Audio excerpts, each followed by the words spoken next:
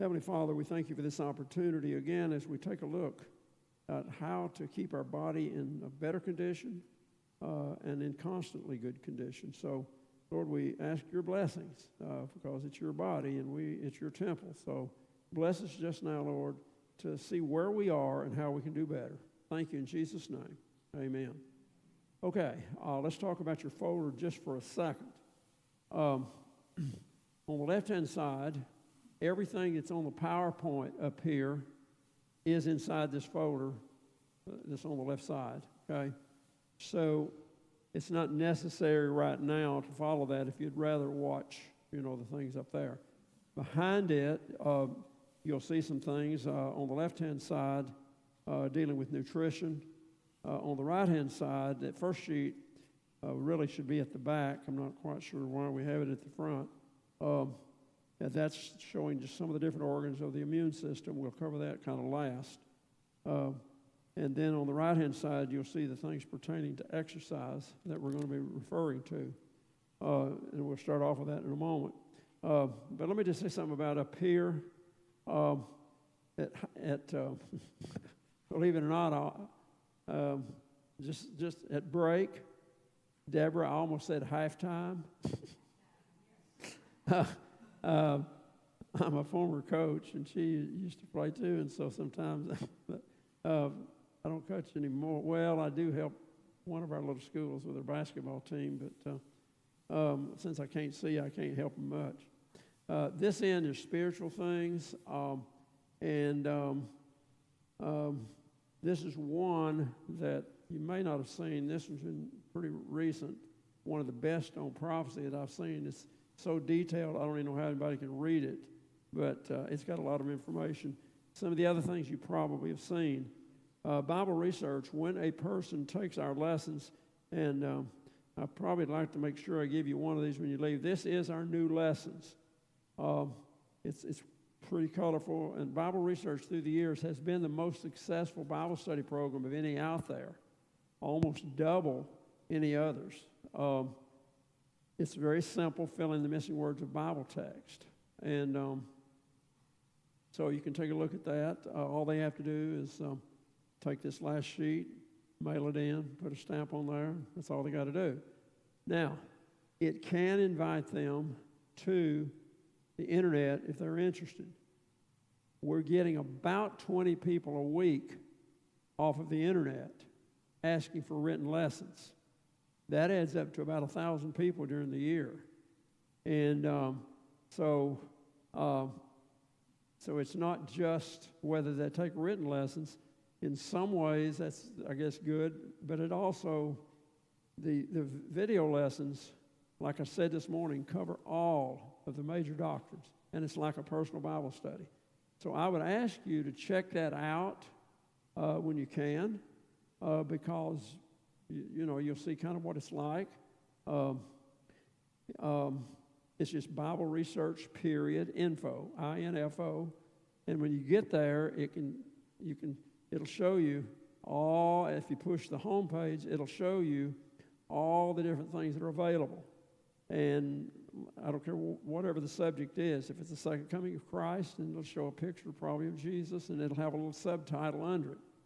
So people can kind of see where they want to go. Now, there are some other things like the 7 churches, the 3 days and 3 nights, starting at the Last Supper through the upper room on Sunday night, just things like that.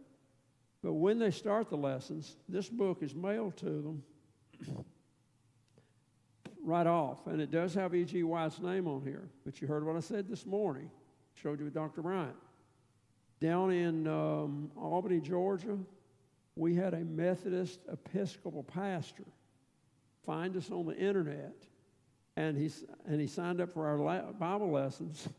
And when he did, we sent him this book. He said, "That's the best book I ever read outside of the Bible. This is excerpts from Desire of Ages on the crucifixion weekend," basically is what it is. And he said, "Will you send me 25 of those to study with my people in my church?" I'm telling you that one of these days soon, you're going to see people, I think whole churches come in. The sad thing is, just like I read this morning, some of our people are going to go out. And that's very sad. I don't have time to go into what's going on right now, but folks, I would ask you, I said this in Sabbath school this morning, so if you weren't here, we know we've been talking about the third angel's message all these years. All the Protestant churches that came out of the Protestant Reformation recognized who the beast of Revelation 13 was. The Antichrist, the devil, whatever you want to call the Catholic Church. And many people are not aware that we've been talking about this now for 160 years, and folks, maybe a little more. And yet some of us not even aware where we are. When Pope Francis became the Pope in 2012, he said we have about 20 to 30 years to save the planet. I don't know where he got his figures, wherever they talk about the climate problem, whatever. And so then he started doing things. Like in 2015, he wrote an encyclical, which is an official word from the Vatican going forward. It was only the third one in 100 years. And in it, he's addressing the climate problem, and it's a huge document. But what I ask you to check it's Laudata, Laudota, comma, Si, praise be to the Lord. That's written in Latin, Laudato Si. And so when you read it, just go to paragraph 237. Paragraph 237 is where he talks about the need for a Sunday, getting back to a Sunday situation. And May 25th of 2021, he voted to have his new plan in place, and so it started in 2022. So just read this thing, folks, because if I can tell you some things that's just amazing that are going on. And so, that's just a free advertisement to where we are. There's no doubt that the Catholic Church has been all along. When you go back to the Protestant Reformation, 1517, 14 years later, the guy starts with the Jesuit program. If you check out the Jesuits, it's called the military part of the Catholic Church. But what it is, they take their smartest people. They've got over 1,500 schools around the world. They're trained. And what's interesting is that it's amazing. It was officially voted in 1540 to be part of the Vatican. If you study Daniel 9:25 to 27 about the 490-year prophecy, starting for the decree to rebuild and inhabit Jerusalem, we know that came out to AD 27, and the last week, that was 483 years, and the last week, in the midst of that week, was the sacrificial system came to an end. But people like Hal Lindsey in 1970 said, well, they held up the 7-year project to get the temple built. So he said, we just have to add 7 years. So he said it was just 483 years when Christ died. Never acknowledged the fact that this Christ died. The Bible plainly says the sacrificial system came to an end. The curtain in the temple between the holy and most holy place was split in two. And he said, and I've got the book right back here, he says, well, that 7 years wasn't used then, so it has to be moved to the end of time. And folks, that's where they've come up with the idea of a 7-year tribulation period. You don't read anywhere in the Bible 7-year tribulation period. And of course, from there, they've created the rapture and Christ coming and all those things. So what's interesting is that if you add up the years from when the Jesuit thing started, it comes out to right at, I believe, 483 years to where the Pope is saying to the year 2030. You cannot, and we must be careful not to set dates. That's the first thing you're going to hear some people talk about. But it does tell us, when the Bible says when you see the signs of spring, what's happening next? Summer is nigh. Keep that in mind, okay? Okay, very quickly. Over here it will be the health things. I'll talk more about that a little bit later. And so I believe that's right. And I think we're ready to start. If my guys are ready with the PowerPoint. And we're going to start.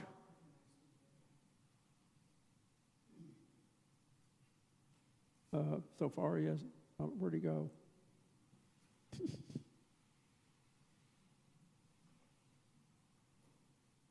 PowerPoint.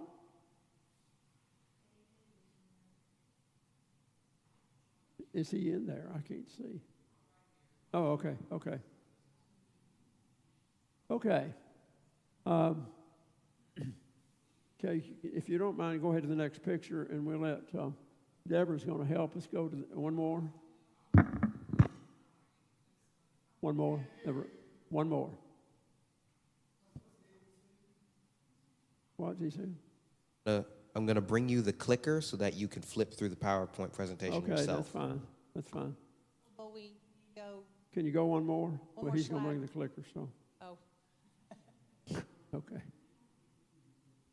thank you. All right, we're. Okay. What we see up here is we missed. I thought we left the one where we had the writings first. Yeah, but one more. No, you're right. You had it right there. Go ahead from there, Deborah. Thank you.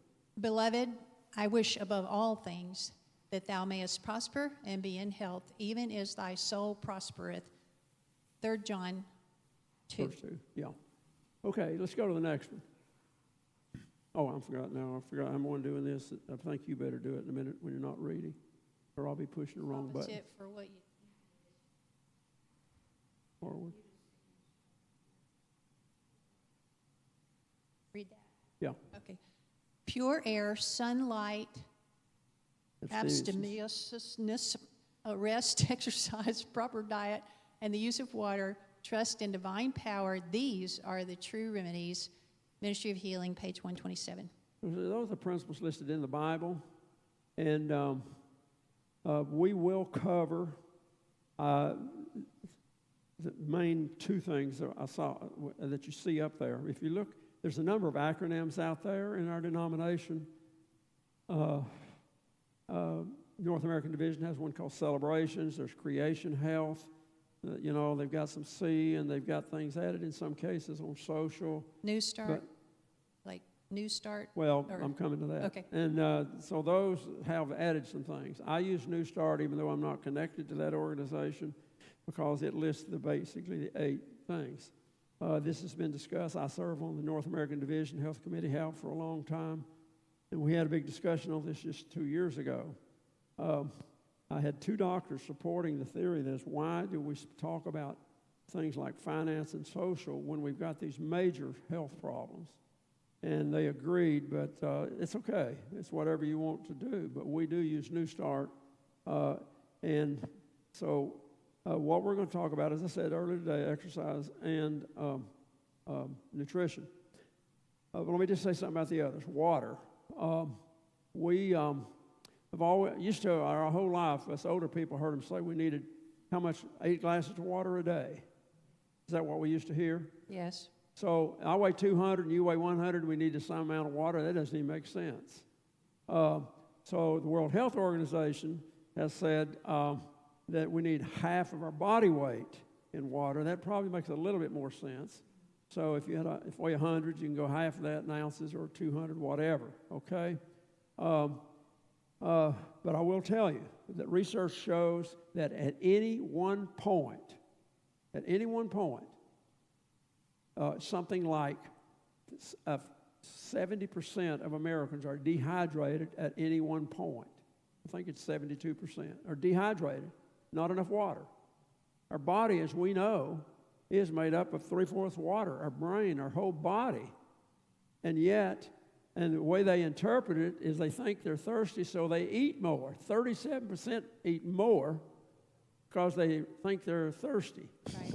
That's true. And that makes it worse.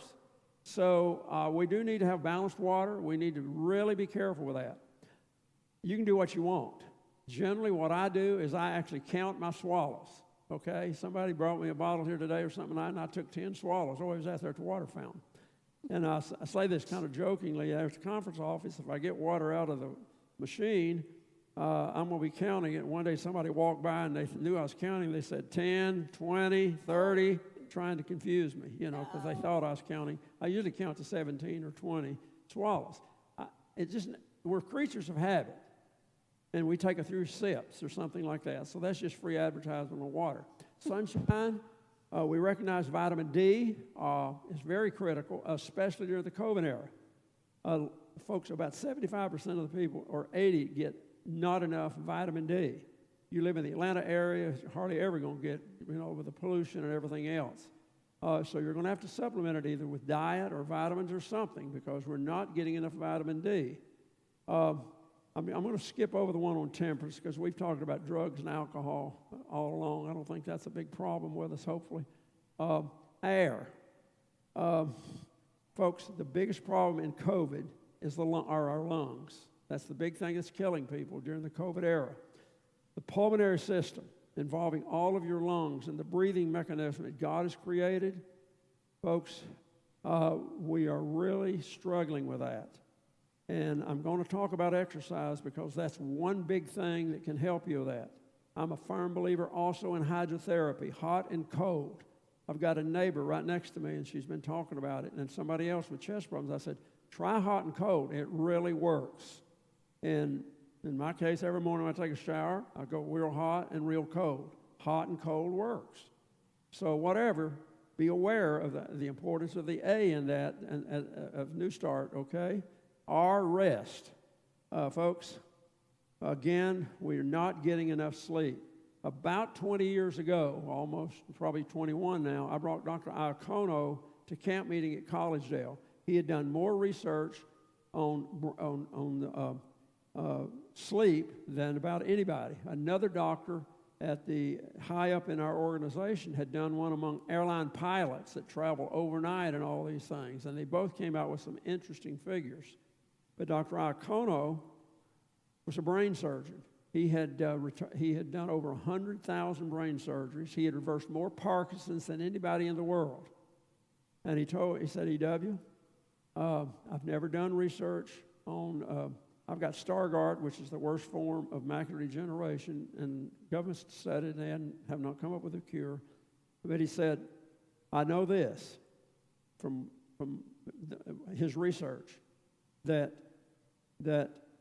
melatonin is made at night, and it has to be in a dark room. He said any kind of light from outside or night light will diffuse the making of melatonin. Melatonin is critical to make serotonin, a chemical made in daytime, and serotonin affects how we feel. And a lot of people don't realize that. And the root is they're not getting enough sleep because they got all kind of lights on. He said if a television's in a room, computer, anything plugged in, it can diffuse the making of melatonin. He said you need 30 milligrams of melatonin a night and 200 of B6. It was what he had in his research. Now, I was allergic to B6, and it did take a while to get to 30 milligrams of melatonin. I started with 3, went to 5, went to 10, went to 15, and after 15, instead of being sleepy and going to sleep, it was I was waking up. It took me a while to get to 30 milligrams, but it did not cure my problem, but I think it made it slow down, because it's been over 20 years, and I can still see I'm affected, up close. So think about those things, folks. We can do better. That's all I can say about the other things. All right, we're now going to go to exercise. Let's go to the next picture, and then one more. All right, if you don't mind, this research, and again, I can't even see it, but I know it's a 4-to-1 ratio up there if you don't mind, kind of read what it says. And what it's talking about here are people who have a regular aerobic exercise, and aerobic means moving. That's what you're going to hear me talking about, movement, okay? And we're talking about affecting your breathing, okay? We're not talking about muscles here. We're talking about your lungs. In a few moments, we're going to take your pulse rate. We're going to find out where you are and how we can do something about it. But just if you don't mind, compare the bad and the good up there. Go ahead. Can you read what it says at the bottom? At the bottom? Oh. You may have to read out of the book if you can't read. I can't. I can see it. Well, basically what it's saying is the one on the left has no movement exercise. And Yes. so over on the extreme right is one who has regular, and when we say regular exercise, we're talking about 30 minutes minimal at least 3 days a week, and preferably 4. And notice it cuts the heart rate, which is, we're starting out here talking about heart disease. It cuts the deaths in half. I'm pretty close. I can't see the figures. Yeah, I'm sorry. Go ahead. the mortality rate right there. Okay. Yeah. All right, go ahead to the next. Okay, right here. Now, this is talking about the people, men, first of all. Today, there will be 12.3 men die with non-accidental deaths, the majority in heart disease. But please notice that, ignore the middle picture and look at the one on the extreme left. Are there 3 pictures up there? Or Yes, 2? yes. There's What? the active is 5.9. I can't hear you. The active is 5.9. Yeah, but used to we had 3 pictures. Are there just 2 up there now? There's the moderate is 9.8. Okay, I can't see it. That's where it threw me off. Yeah, please notice, 12.7, is that what, 12.3? 4. On the right-hand side, you can cut your heart attacks almost in half with a regular aerobic exercise. And we'll simply talk about walking to start with, okay? Right. Women is even more significant. Today, there will be 9 women out of 100 die with non-accidental deaths. And please notice, with a regular program, you can cut it down to almost 2.9, almost cut it out completely. Ladies, if you were walking, I mean, that's 3 times better chance not to have a heart attack. So I hope you see the importance for it. Now, let's go to one more test, I believe, or one more factor. This one is, what does it say at the top? Longevity, physical activity and longevity. Yeah. What's interesting about this test was 42,000 people, and it was pretty well balanced, men and women. And I want you to notice the results. What's the column on the left? What does it say? Column on the left, low fitness is 2. Low fitness. Yeah. Please tell me what's number 2. Smoker. Smoking. Folks, we say it all the time. Seventh-day Adventist. If you smoke, it's bad for you. This test showed, in regards to your heart, that low fitness was the biggest factor. And they even said on this test that if you smoked and exercised, I'm going to say it this way, you were better off than a good Seventh-day Adventist who didn't smoke but didn't exercise. They didn't say that. I'm saying that. But that's what the test basically showed. Right. That a person smoking who had a regular exercise program would be better off than Seventh-day Adventists who just sit around. God did not give us muscles to sit around. Now, I realize we get old. I realize we have knee problems. I realize all these things. But my job is to challenge you, can you do better? Okay? Now, here's what we're going to do. Right now, and if you want to sit down and relax a little bit, we're going to take our pulse. I do want you to time them 30 seconds. If you have a watch or something, you can time them. I want everybody to find your pulse. You can find it on your wrist. You can find it inside your neck. You can find it inside your arm. Tell me if you have not found it in a moment. Is there anybody that has not found your pulse rate or can feel it? What she's going to do is say, ready, go. And then, wait, don't do it yet. She's going to say, ready, go. And she'll just start counting. I don't want you counting out loud. She'll go for 30 seconds and stop you, okay? Has everybody found yours?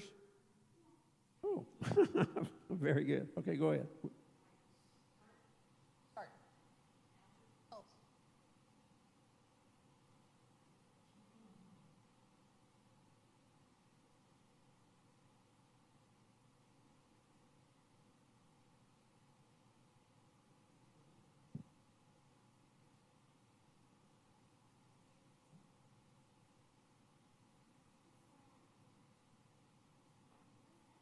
This is a chart. Okay. Okay, if you can double that score, or if it's 35, it'd be 70. If you can kind of guess, double the score, whatever you did, because that was just 30 seconds, okay? So the average rate for men, 73. Average for women's 80. Sometimes it's going to be less or more on that, okay? Generally speaking, then the goal is to see if we can lower that pulse rate. I'm going to use myself as an example in a number of cases today, not because I'm perfect, but because I know it's worked, okay? So in all my life, I played some kind of sports, okay? I'm talking about from the time I was a kid. I played in some pretty big situations, like in a national tournament in baseball and different kinds of things. I loved basketball. Now, but I never got in to real solid year-round training. So my heart rate used to stay around 72. But about 20 years ago or more, I decided to start actually running. So I trained for a half marathon, 13.2 miles. And so over the years, guess what? My pulse rate today is between 52 and 60. So let's just say it's 60 or somewhere in that vicinity. So if my heart could speak, it could say, E.W., thank you, because my heart is getting to rest close to 15 beats every minute. Think about what I said this morning on 100,000 beats, what I told you this morning. Just multiply it out. So if your heart only rests between beats. By the way, if you want to check this out, and you can see, it's actually the figures in this magazine right here. Hummingbirds' heart beats like, believe it or not, 1-something million times in a day. It's going so fast. That's how God created it. Now, you stop and think about you. If your heart's beating like that, how much is it getting to rest? Okay? So, whatever number you can bring it down is to your advantage. So she's going to help me now. I'm going to give you a few ideas based on research. Now, we have a doctor. I need you to help hold one side of this and your microphone probably. Well, no, hold it this way. Oh. Okay, why would a blind person argue with somebody? Oh, that just shows on me. Okay, we have a doctor at Collegedale who for years, even at camp meeting, he was trying to help. We'll do the best we can to call it out. And he's tested people there at Collegedale basically the same way what I'm doing. If it's flat out here, you can do it on a track somewhere. If it's pretty flat, go for about 3 minutes and 30 seconds and check your pulse before you start, and then check it. You probably need to go help people. Give them a folder while I'm talking.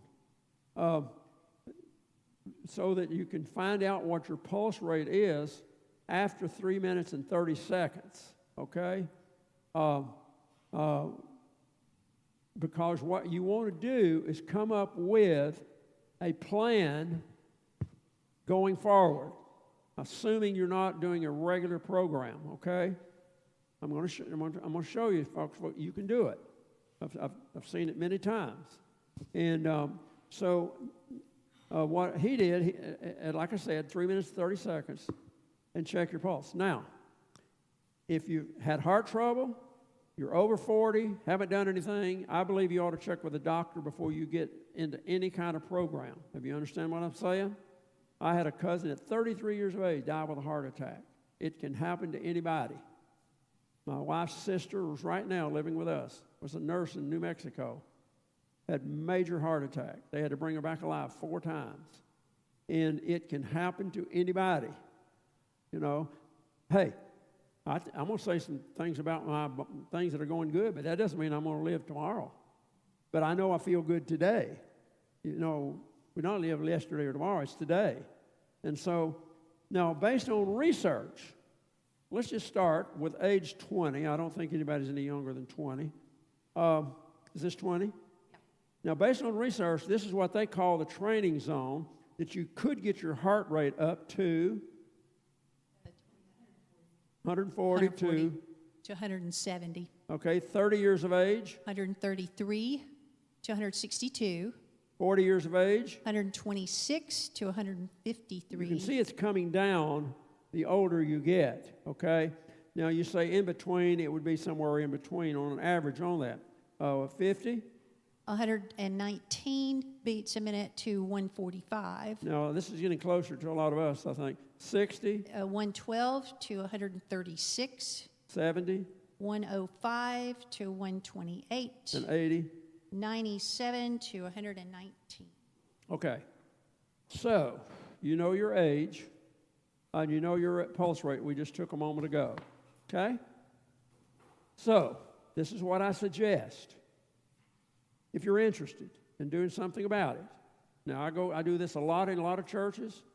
I have seen people, not too far from here, where am I? Cleveland, Georgia. I was at Cleveland, Georgia church. This was many years ago. And there was a guy there. His scores were extremely high. And I went back maybe 5, 6, 7 years later. We're sitting up on the platform. And he leaned over and he said, "W, remember when you came before?" He said, "I want you to know I lost 40 pounds. I've lowered my pulse rate, all these things, and on, because he decided to do something about it." Okay, check with the doctor if you're interested. Now, to be safe, I want you to ignore those scores that I just gave you, because I have to say this in churches. Sometimes we halfway listen, okay? So what I tell us is go and find your resting pulse rate after you've walked for 3 minutes, 3.5 minutes, whatever. If it's 75 and it goes up to 90, whatever. What I'm asking you to do is see if you don't let it get over 20 to 30 over your resting pulse rate.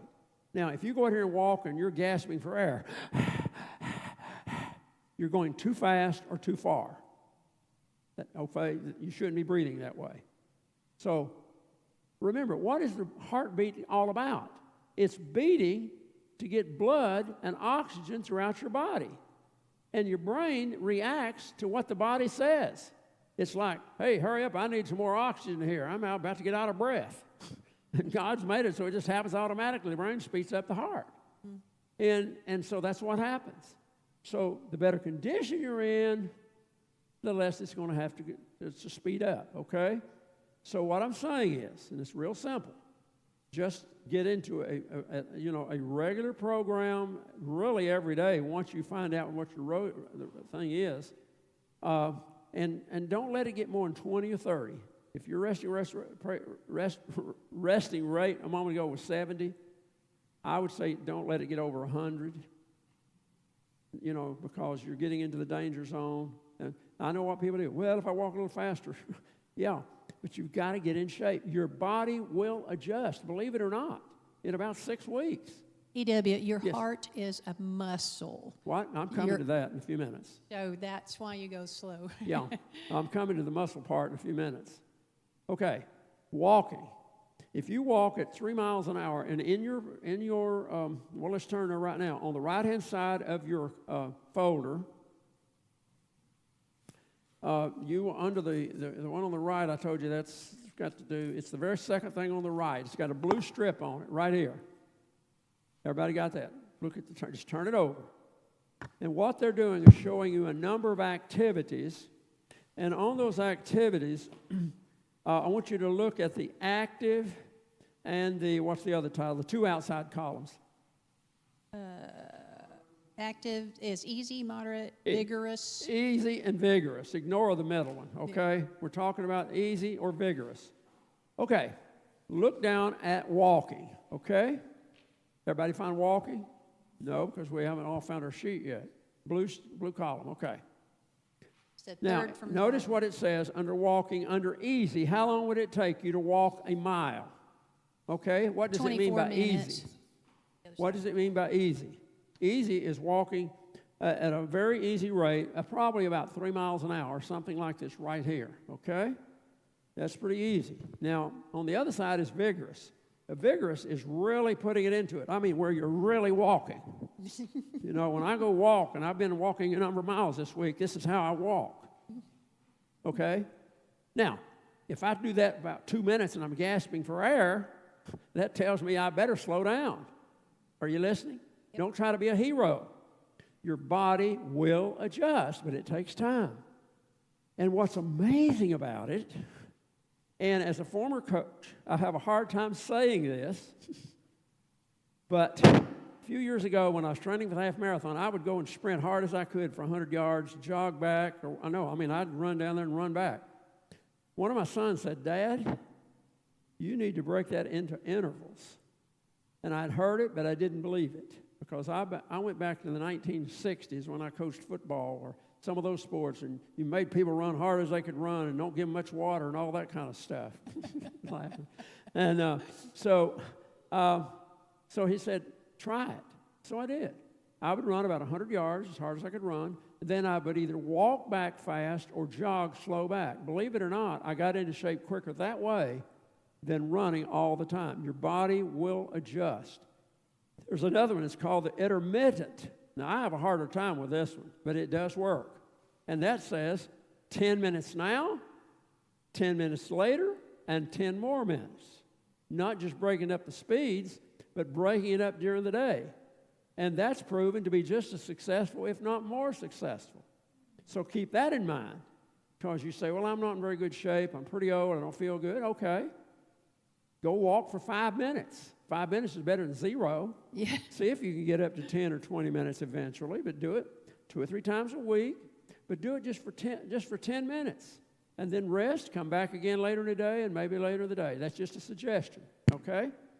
Now, as time goes on, you can start doing something about that. Once in about 6 weeks, you can probably get a little faster, okay? But don't start to go from one extreme to the other. Just basically slow up a little bit, okay? Now, are there any questions about that? That's about all the time I can spend on that. And we're going to talk about another factor now on muscles. But of what I've said so far, how many of you will at least think about trying to do something about your heartbeat with a walking program, okay?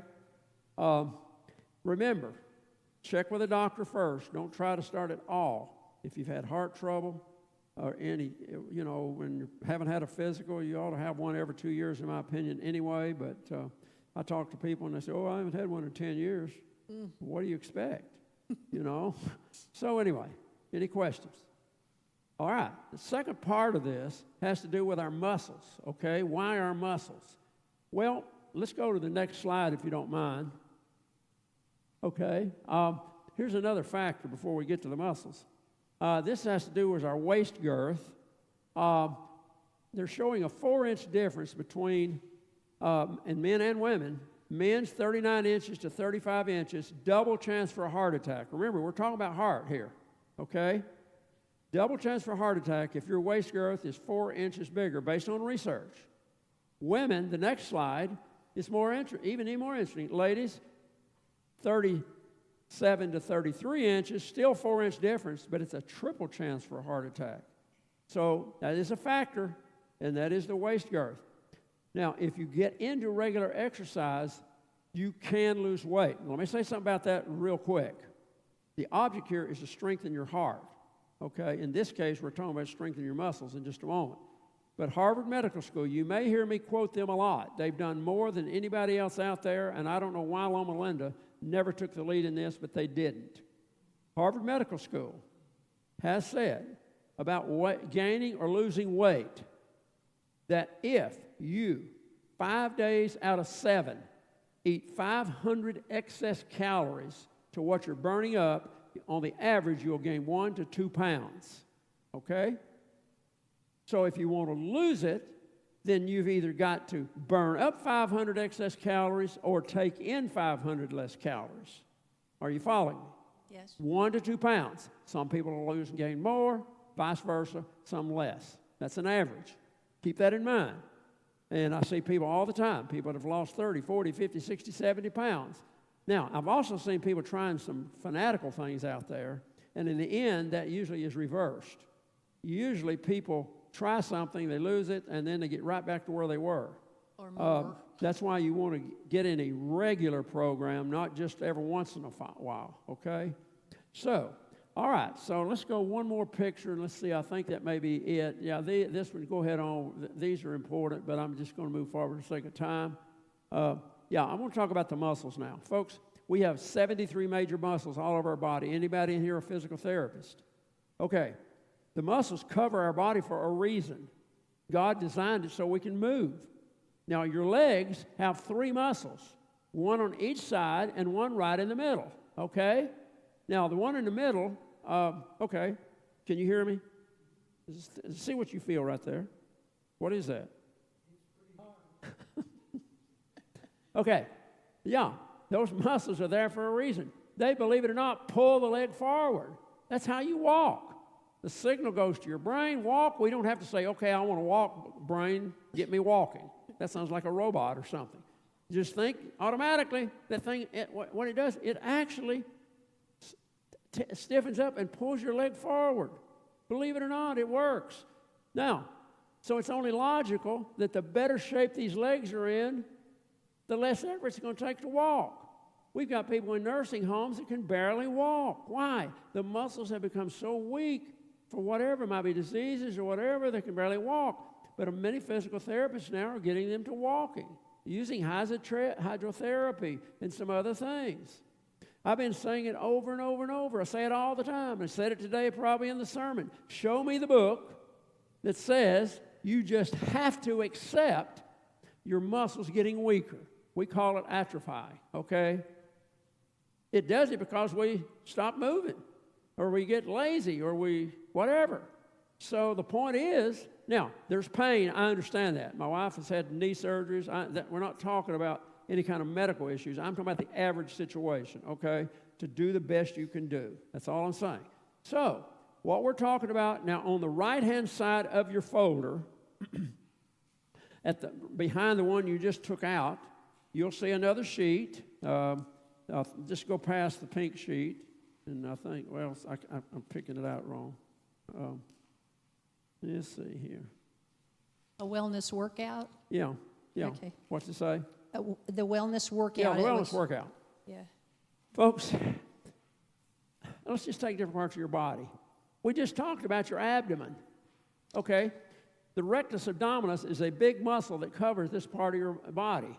And by the way, let me say something about fat.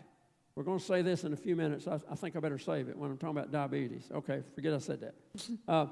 This muscle is for a purpose. So when you get older, how do you keep that from being soft? Okay? Okay, would you like to hit that? What? Thank you. Why? Because I did 100 sit-ups yesterday. I'll do 100 tomorrow. I'll do 100 Tuesday. Now, we're talking about things that gradually, can you do one?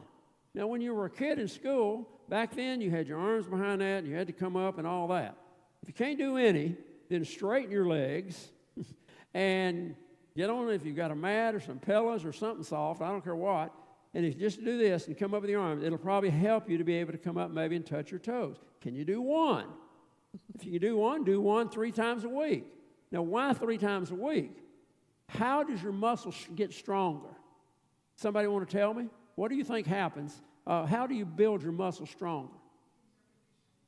It actually tears the cell down. I didn't hear what she said. Repetition. Right. It tears it down, and then by resting, it gradually grows back. That's why we don't normally duplicate the same lifting 2 days in a row. Let's take arms. Biceps.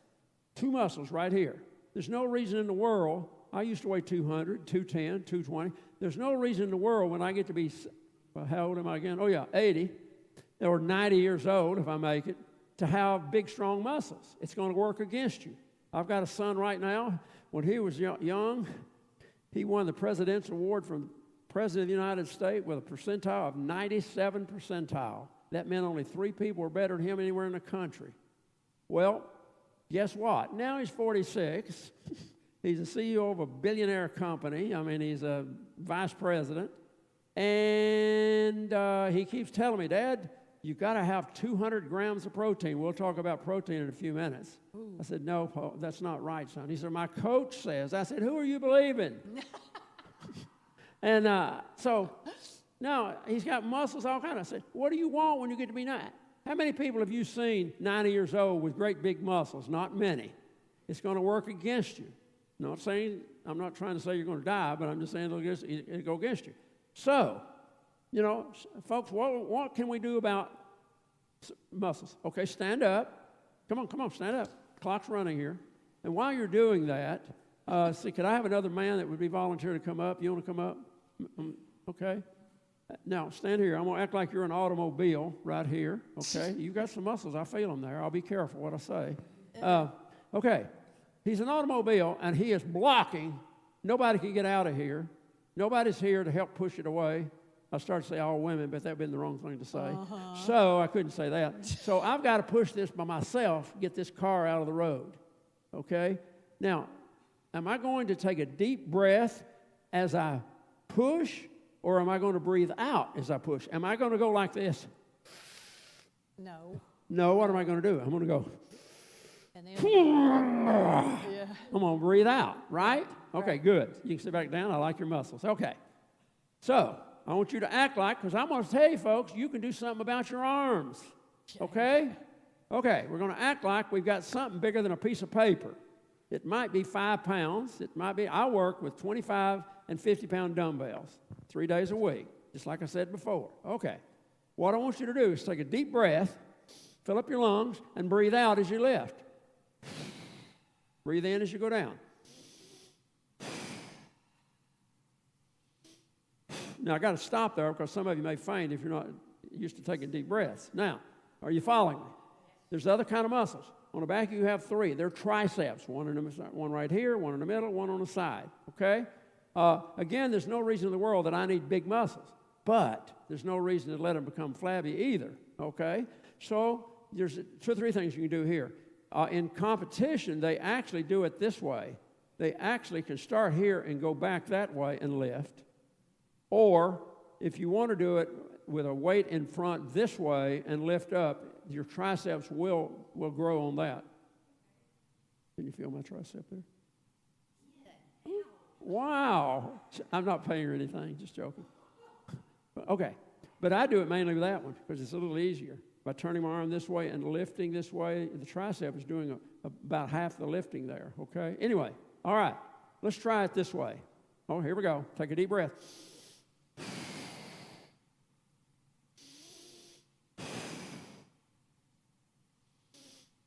Can you hear me taking those breaths?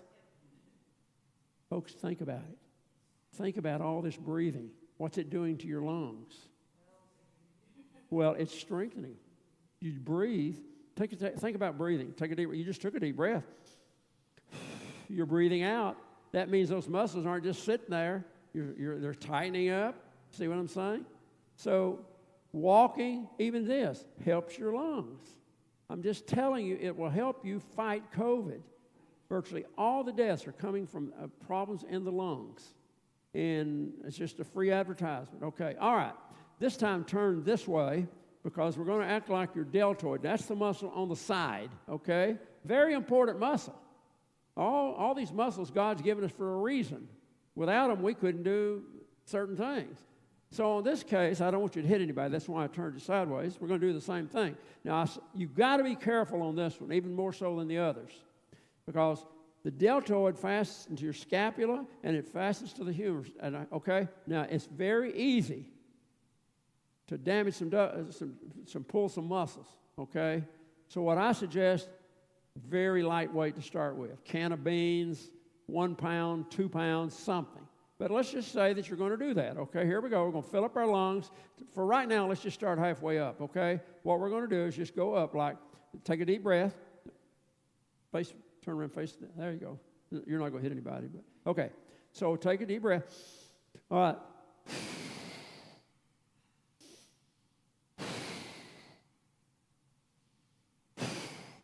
That's all you got to do, folks. And do this 5 or, now sometimes you can do 2 or 3 sets. I suggest to start with, just do a count of 10. If you start tomorrow, just count each one of these exercises. Maybe just do 10. Don't try to overdo it.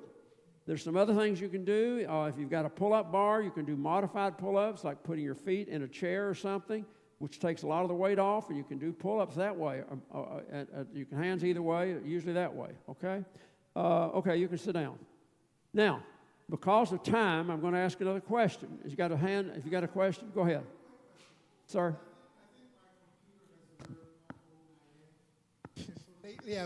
Lately, I've seen a lot of things popping up about chair exercises. Yep. So, what do you say about exercising? That's fine. Okay. Hey, anything's more than sitting, stay on. Chair exercises, I have had people actually where we've come in and demonstrated that. I mean, on the chair exercise, let's just say that you want to work with your legs. So what you can do here, you can do one leg at a time, or you can do both. Can you pull your legs up this way? And can you hold it for 5 seconds? Can you hold it for 10 seconds? Whatever. Can you do both of them at the same time? That's a little harder. So you may have to hold on to your chair, okay? So I suggest doing one at a time. That's for your your thighs, okay? As far as other exercises, same thing. You're sitting. I mean, you're doing some of the same type of things. It's just a matter of sitting and down and doing it. Now, by the way, in regard to your back, you got to be careful with your back. So where's the wall at? So one thing you can do for your legs on a wall is to simply stand and bend just stand like this. Bend your knees and see, can I hold that for 10 seconds? You can feel the legs tight right here. 10 seconds, can you hold it for 20 seconds? Can you hold it for 60 seconds? It's just those are some simple ways to do these things safely, okay? Any questions about the calves, back of your calves? You understand where your calves are? Just the simple toe raises on those will help. I mean, if you don't lift anything, you're lifting your body. In our house, we have 14 steps to the second level. Folks, I have counted some days when I've been off as much as 20 to 24 times up and down those steps during the day, just whatever I'm doing. Multiply 14 times 10, that's 144 steps. Just doing things like that. So even if you just don't have steps, do that 10 times. You're going to strengthen the bottom of those legs. There's a lot of other muscles. I don't have time to go into it. I will tell you that some sports, such as football, and I've coached football, I know how bad it is. Your body was not made to get hit from the side to your knees. And we're seeing tremendous damage. Yes. We had a player that died from head injuries. The NFL, National Football League, is real big, of course, in money, billions of dollars. They're finally getting a little bit smarter because they're seeing so many injuries. And in baseball and softball, girls softball, women's, what's happening is they're starting down here in about the 5th grade. They have what they call traveling teams. They play every weekend, Saturday and Sunday. And what we're seeing is guys are throwing the ball faster than ever in the major leagues. Used to, they hardly ever could throw one 100 miles an hour. Now it's coming off many, many guys. The Atlanta Braves had a guy last year throwing over 100 miles an hour, I don't know how many times. Start this year, he's already ruptured his muscles. He's out all year. And I cannot prove this, but I believe it as well as I'm standing here, that starting these young kids before their bodies are even ready. When I was young, they told us, don't try to lift weights until you get to about 9th grade. I'm just telling you. They told us in baseball, don't try to throw a curveball. Because when you throw a curveball, if you're throwing normally, you just kind of throw that way. But if you're throwing a curveball, what happens is right here, you twist that arm just like that so the ball comes off differently. It can go down or you can make it go curve. But think about the torque on that. That hurt right then. My season, I may be out all year. Oh. I mean, and that's happening to these kids. And so I believe that their bodies are not, it's way before the growth impact is completed, and I think it's weakening it. So NFL is now starting flag football, which a lot of people are going to complain about. But anyway, that's the problem. The Pro Bowl's doing that now. Yeah, exactly right, because they know the. So my question is, how many of you will at least think about some type of strength training? Just think about it. That's all you got to do. And I'd pray about it, and and folks, write it down if you want to. Years ago, I started the program. What was it called? forgot what I called our own program. Finally, the NAD took it over, and we didn't have to keep it up with it anymore. We used to have people turn in their scores to the office, and that was a real headache, so they turned it in the NAD. Well, now it's been thrown out. But the point is, you might want to set a little record yourself of what you want to do because it's a habit. You don't get up, if it's Sunday, Tuesday, Thursday, and you need to switch it to Sunday, Wednesday, Friday, okay. But don't say, well, I don't think I feel like it today. Okay? Yes. Keep a log or a manual, a journal. Sure. That's what I do. Yeah. Yeah, very good. Very EW, good. Yes. I was taught in nursing school, it only takes 72 hours of not using a muscle for it to start deteriorating. So that's why it's good that you do it every other day. And Well, you can see what we're talking about. And besides the habit, I mean, everything is a habit, folks. We have a doctor in town really big on exercise, and he's got all this fancy equipment, very reasonable. He just opened up $1 million aquatic center. So if somebody needs more help, he has these exercise professionals, so whatever works for people. The machines are they're easier, but still it's the same thing. Some of the advantages are things like if you want to work on your chest muscles, they've got machines that you can pull this way, which is a lot easier than taking weights and doing that maybe and all kind of things.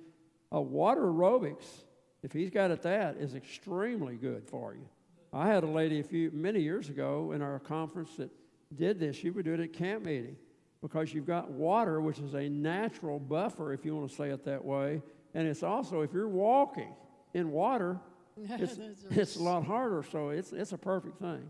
Okay, the last part of this is strength training is what we just went through, and before that, your heart. Okay, the next part and the last part is also in the next sheet there behind your exercise, or it's on the other side. I think she's put it on the other side, and that is what we call stretching, or folks, we're talking about this time with your tendons, ligaments, and muscles.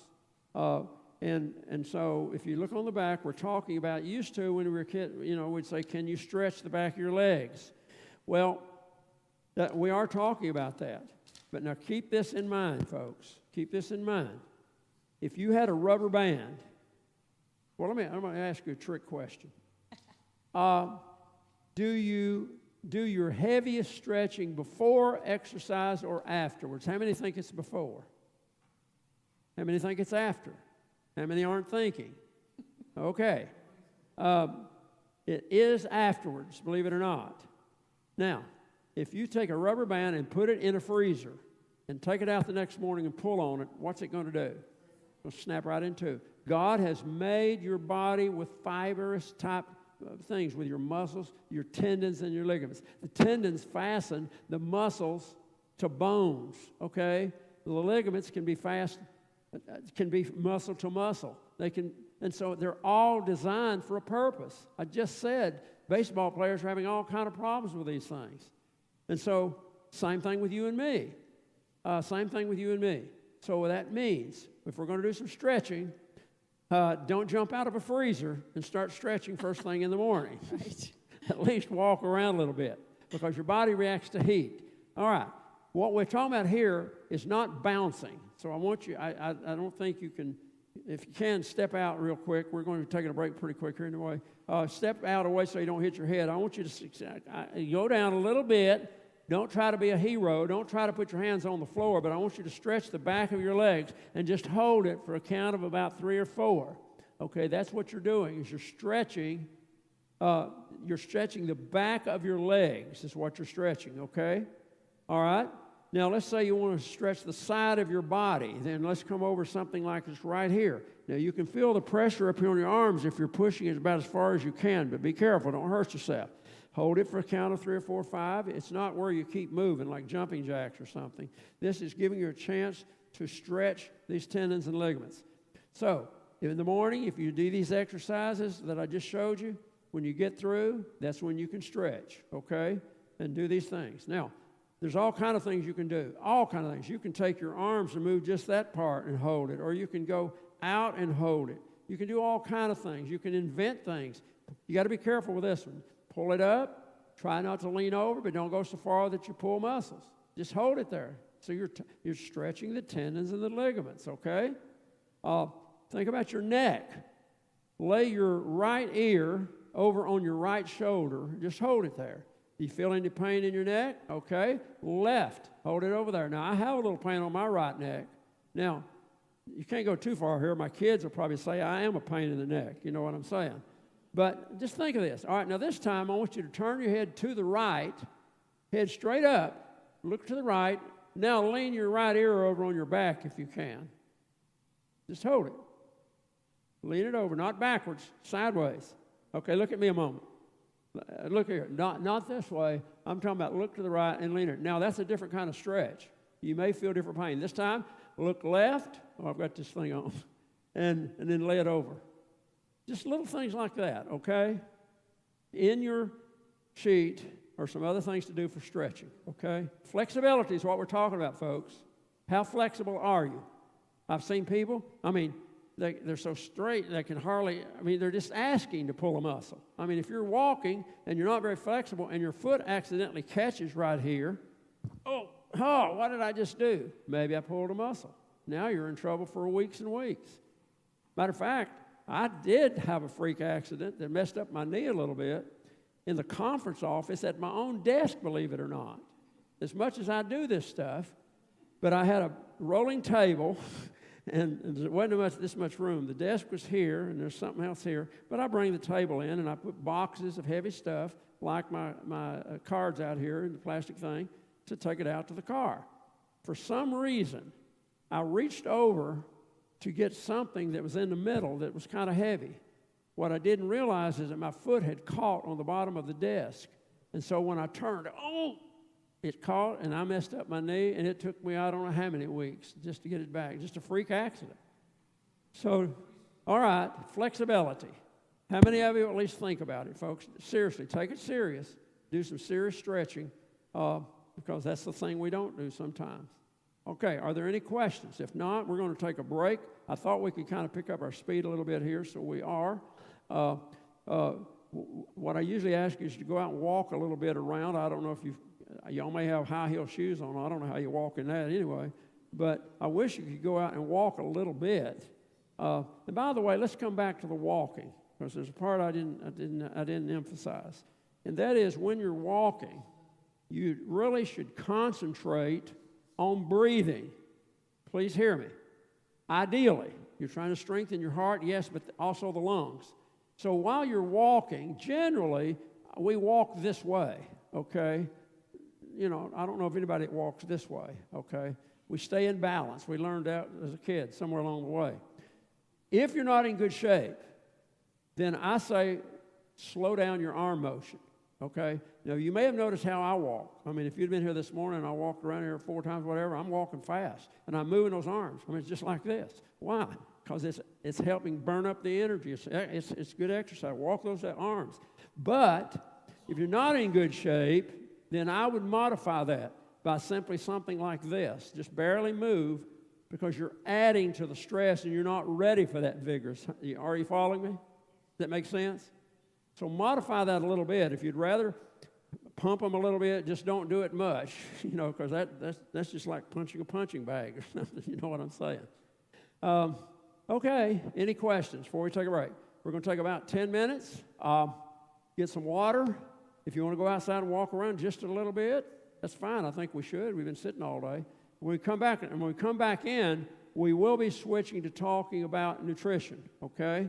And I hope you don't leave. The last 30 minutes, we will show you a video that will get your attention, okay? So let's get up and walk around a little bit. And I don't know what I can do about this stuff. I don't know if I can take this off. Well, maybe I won't have to if I take my coat off out of this. Can you hold this?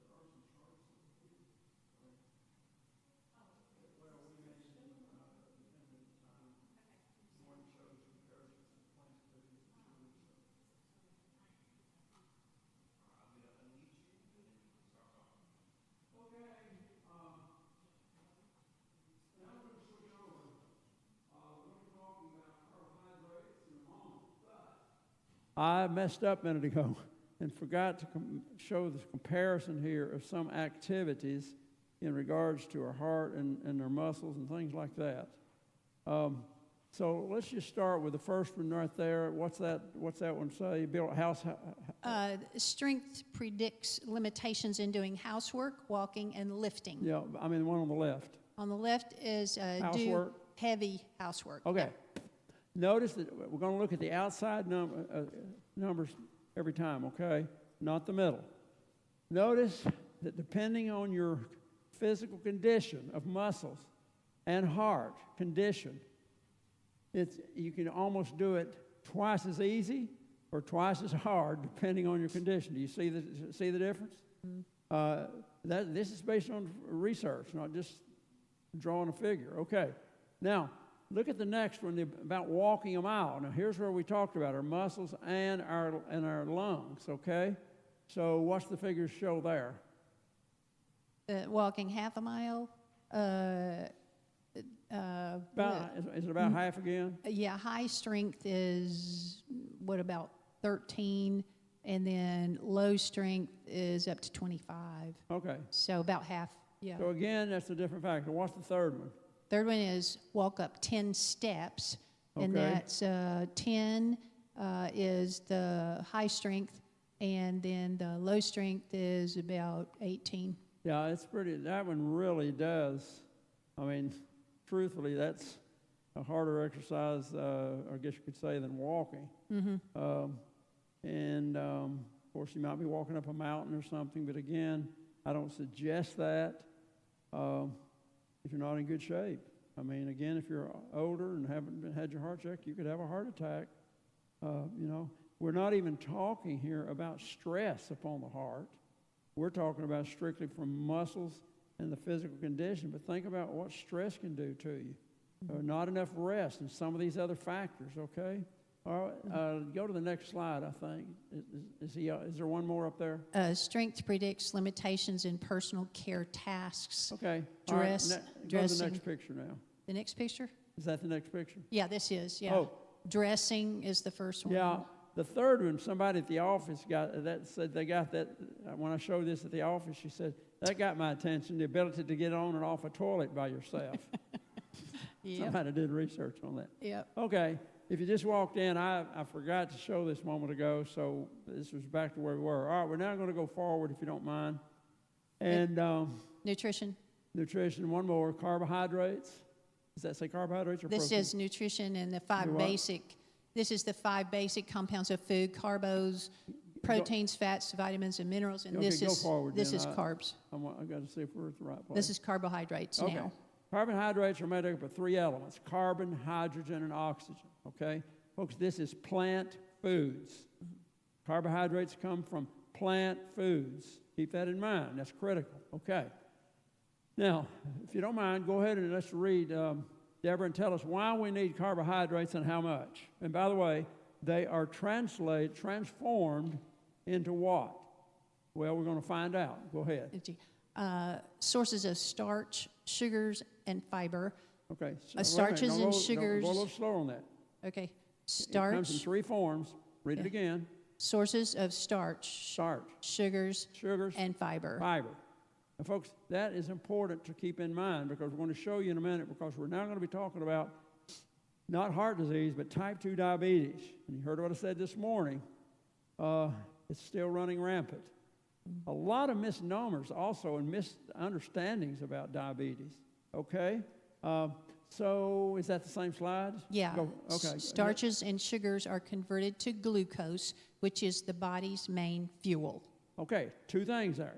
It's converted over to glucose, and it says it's the body's main fuel. Now think about what I just said.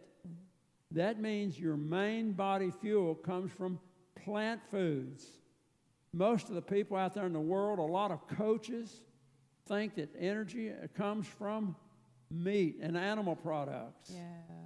You got to have more. That's why I was using my son as an example. Oh, my son, coach said you got to have 200 grams of protein because you got to have the energy. I said he doesn't know what he's talking about. That's right. You know. So, all right, let's go to the next picture. Fruits, vegetables, and cereals are the main sources of carbohydrates. Okay. Now, the big thing we're going to focus on here is fiber. Let's talk about the diabetes situation. When you eat sugar, foods with sugar in it, what happens next? Over here on your side, the right side, what have you got? You got a pancreas. It creates what? Insulin. What's the purpose? Break the sugar down to the value of energy. Remember, energy, okay? But here's the problem. Here's the problem. Most people think if you're just eating too much sugar, that's the problem. Now, we are going to show you it is a factor. You can wear out your pancreas by the tremendous. I'm going to show you some of this food, how it comes. Your body breaks down the glucose. The body is designed to have the score of 70 milligrams of glucose, okay? 70. Once it goes over 100, if your blood sugar level is 100, regularly, not just sporadically, then you're regarded as a pre-diabetic. If it's 130 or above, over regular time, the doctors are going to say you're a diabetic. Now, you might be able to get along with some kind of moderate medicine, but sometimes it gets down to insulin. Why? Because the pancreas is simply, whether the pancreas is old, worn out, or whatever, it's not getting the insulin enough through to the cells. We're talking about everything is on a cellular level, okay? And so if it breaks, if it's not happening, then you're going to have some help. And that help is in the form of insulin. Now, here's the problem. It's not just sugar. It's fat. Amen. The fat, when we talk about fat, usually we think of fat that's on the outside of your body that you can try to pinch up or something.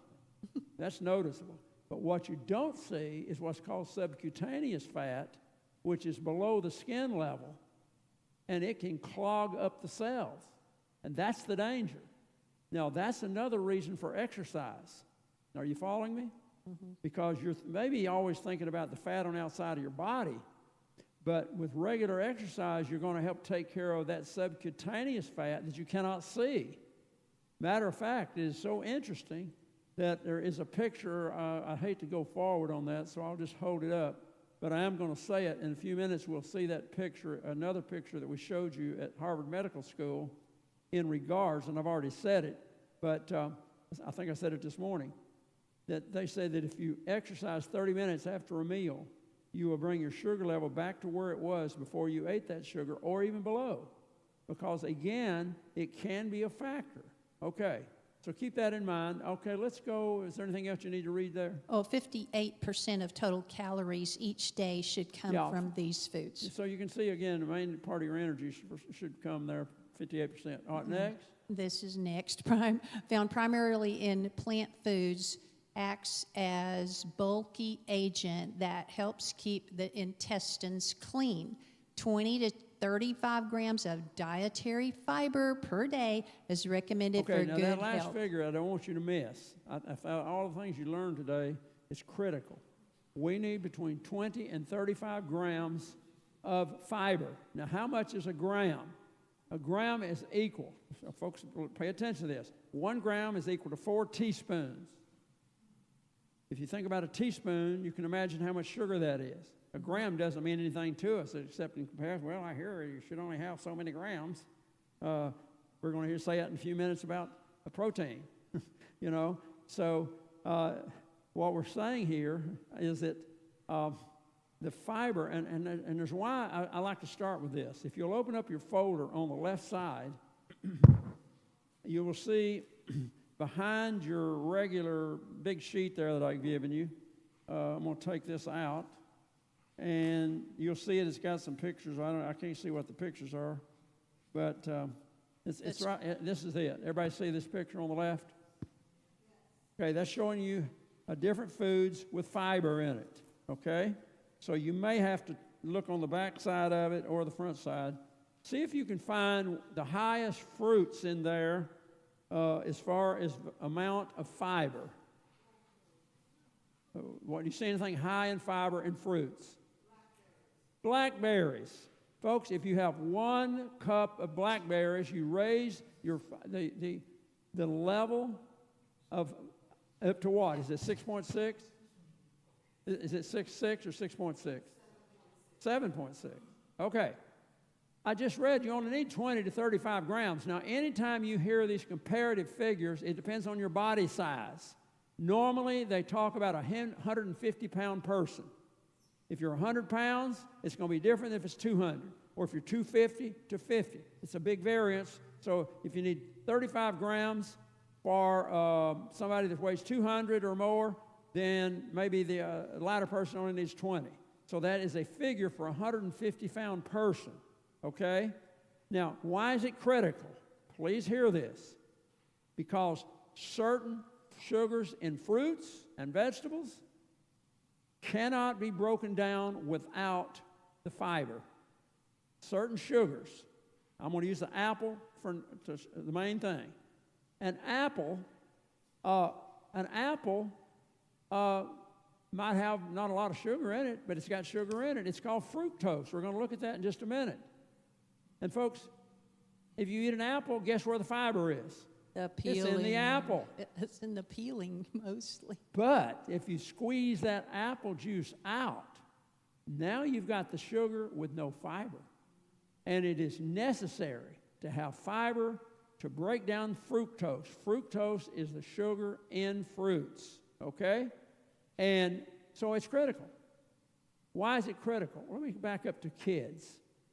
They've done research, and they came up with this idea that, I guess, pretty close to accurate, that if a child is under 6 years of age, 3, 4, 5, they should have no more, and they usually use teaspoons here because it's easier to imagine teaspoons. They should have no more than 4 teaspoons, which would be really 1 gram of sugar in a day, okay? Occasionally, because I can't drive, I catch rides with my secretary or somebody else from the office, sometimes the guy from Fernando, the head of children's ministry. And so sometimes I'm having to wait for them, whoever I'm riding with, and I don't know how many times in the past, I don't meet much right there anymore, but I'd see this lady come in there and out. She would have about 4 kids. It looked like they were ages 3 to 7 or 8. They would go in, and I knew what was going to happen. They came out, and I saw them carrying the little juice. You need some orange juice. You need some apple juice. Sounds good, but she doesn't realize that in one of those containers might be 4 teaspoons of sugar. That's okay. But that's all that child should have all day long. I tell you this because I remember my granddaughter was in the back seat, and of course I've always thought my granddaughter's really smart. You know how that goes. You always think that. And I said, Aaliyah, do you know what a teaspoon is? Yeah, I guess. Okay. I said, you should have no more than 4 things of this sugar in a whole day. So she's got a fruit juice her mother's given her, my daughter, and she looks at it and says, it says it has 4 teaspoons. I said, and that's all the sugar you have all day. Folks, to this day, she's now 14. We go into restaurants. We just did last week, I think, a week or two ago. And it's been anxious to see through the years how many times she asked for water instead of Sprite. And my family says, see, you ruined that kid for life. No. But you think I'm joking. You saved her life. But many parents don't know this. They'll give them fruit juice. Now, fruit, it must be good for her. It must be good. Some more at lunch and some more, and before you know it, 2, 3, 4 times the amount of sugar they should have. They're already on the wrong path. It's a lack of education, folks. And that's right. why I use these classes to remind us of this. You know, it's critical. Ages that are 6 to 9 years old should have no more than 6 teaspoons of sugar. Then you go all the way up to 18 years old and then to adults. Now, in adults, I usually use grams instead of the teaspoons. But even if you're a heavier person, grams should be no more than probably 48, 42. Usually, they go no higher than maximum of 32 grams of fiber in a day. Most of those other things are way too high. I switched over to the sugar. I'm sorry. Yeah. And yeah, that's why I said I went to grams instead of teaspoons, but the teaspoons would still be somewhere in the 6 to 8 range, for whatever 6 times 4 is, 24, so it'd be pretty close to that. Anyway, so what I want us to do now, we're going to go forward to, we're going to take a glycemic look at different foods just in comparison, okay, keeping in mind of the fiber we need, okay? Let's see, go one more picture. Okay, now what we're going to do here, we'll start with grains, okay, foods that are grains. Now remember carbohydrates, sugars, starch, fiber. We've already had it, or we've discussed fiber. Let's talk about the other two. We're going to start at the left-hand column at the top and read that, and then over at the bottom on the right, although I may change the one on the right. What's at the top on the left? Pasta. Pasta. First, pasta can come in any form in this diagram. Circles, cucumber, I don't care what it looks like. Pasta is pasta. Now, how much sugar is in 1 cup of pasta? What does it say? 64. It raises your sugar level to 64. What man is going to only eat 1 cup of pasta? If I'm going to eat it, I probably want 2 or 3 cups of it, okay? Well, 64 grams, that's okay. I mean, you got it there, and it's still okay. But what do you have that goes with pasta? Look over on the right-hand side at the bottom. French bread. French bread. Now, that's 1 slice, and it raises your sugar level to what? 136. 136. Now, put the two together. Where are you? Now, your body can handle it, okay? Your body can handle it, but what we're looking at are vastly high numbers that add up during the day, and I'm going to show you in a moment. Now, do you see anything there about rice or potatoes on the right-hand side? Rice. Okay, on the right-hand side, is it white rice? White rice on Okay, the right. what is it, 1 serving of white rice, what does it take your sugar level to? 126. Folks, I have been in India, I've been in the Philippines, I've been in Nicaragua, I've been in Puerto Rico. Folks, white rice is the staple food in these countries, okay? Well, I didn't say anything about that. You're getting ahead of the game. White rice, I'm talking about right here, is what's used. I mean, in those countries, well, that's because it's just the way it is. Now, on the left-hand side, what does it say about rice? Brown rice, 79. Oh, look at the difference in the score. So which is better for you, but which is cheaper for you is the other question, and you can see why we go with the white rice. So it just shows you what you eat that can make a difference, okay? All right, let's go to the next slide. Cereals. And the next slide is what? Cereals. Cereals. Folks, I ask you to go into any grocery store and go down the aisle. There's food lines close to the conference office. I go in there a lot. And folks, you go down the aisle, that aisle is longer, I think it's twice as long as near to that door out there. It maybe not quite that much. It's amazing how many cereals they've created. Right. And look at the back on the ingredients. Every one of them are the same. They almost all. I don't care if it's Wheaties or whatever the good ones are supposed to be. Now, what's listed up here at the top is what? Barley, pearls. Okay, let's not use barley because that does not fit into the average American problem, diet even. So what's all next? Brand. All brand. All brand, all right. Yeah. So it raises your sugar level to what? 60. What? 60. 60. Okay. Now go over to the right on the bottom. Rice Chex, 127. Now, and Rice Chex fits what's most of those that are out there now. I can tell you, this is a little bit older slides. So, and that's 1 cup. Yeah. Again, how many people might eat 2 bowls of it? If I'm going to eat cereal, I don't like to eat cereal, but if I was going to, it wouldn't be some little dinky bit. I want some more of it. You know what I'm saying? So it could easily double.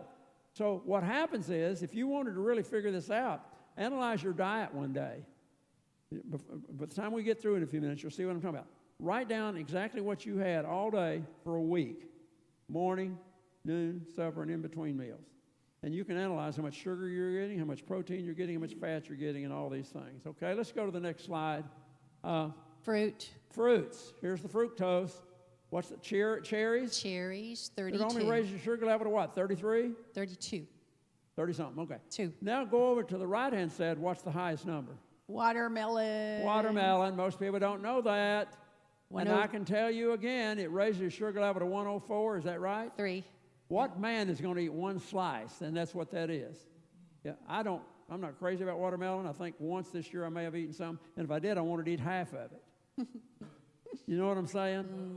Most men are not going to take just one slice. Come on, I love watermelon. Give me some more. You can run that up to 300 or 400. So you can begin to see, again, you can measure these things yourself. Write down what you write in the morning, noon, and supper. I ask you, if you're serious about this, especially if diabetes runs in your family, you might want to check this out, okay? There's some other things you can see in there, but for the sake of time, let's go to the next. Legumes. Legumes, okay. Nuts, folks. I will tell you about nuts. One of the ways I lost a lot of weight, I was 200 pounds, and I went to a variety of nuts in the morning. And that's basically all I eat except for a little bit of fruit, over and over. And I'm about to lose too much weight now. I can't. And now, since I don't eat anything hardly with plant foods, how can I gain weight back? It's pretty hard. So I'm having trouble stopping it. But variety. So what does it say about nuts? Peanuts are 21. What? 21 are peanuts. Yeah, and some of them are going to have a little bit more, but not a lot more. Of course, walnuts and some of those things. What's over on the right-hand side? Right-hand, those are vegetables. And parsnip is it? Yeah, let's go up from parsnips. What's above that?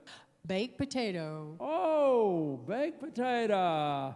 Well, we love that baked potato. So what's the score? 121. 121.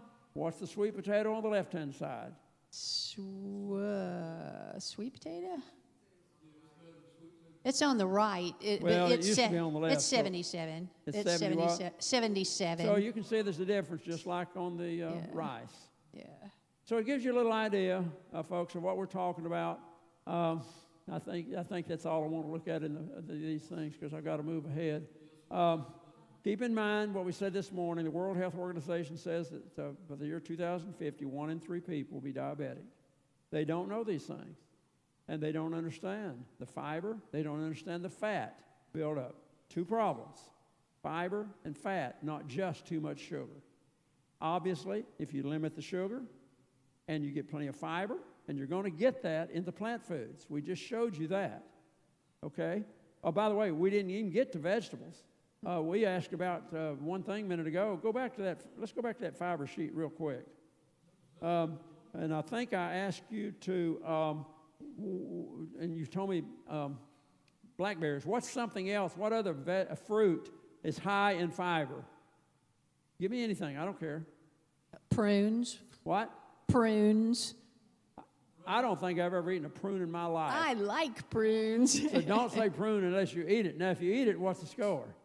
A prune, 6.0. Okay, 6. so if you had blackberries and the prune, then she's already up to 12 or 13. Mm-hmm. But since most of us don't like prunes, what's another score? Anything? Kiwi is all right, what's the score in kiwi? 4.2. 4, all right, add 4 to the blackberries. My point is, you can analyze how much fiber you're getting. Because anything you buy, it should show how much fiber's in it. Mm-hmm. And I do recommend that you take this sheet you've got or add it up today. Now, I haven't talked about the number one thing out there for fighting germs, and that's blueberries. Blueberries is number 1, strawberries is number 2, and it's not necessarily the highest in fiber, but it has other nutrients. And a lot of research has been done on this. Because of that, I try to eat, I did it this morning, like a handful of blueberries. And it will help fighting the germs and the different parts of different things in your body. So just keep that in mind. Okay, So let's just say you've added up right now to 12 or 13. All right, now look on the other side, I think, about vegetables.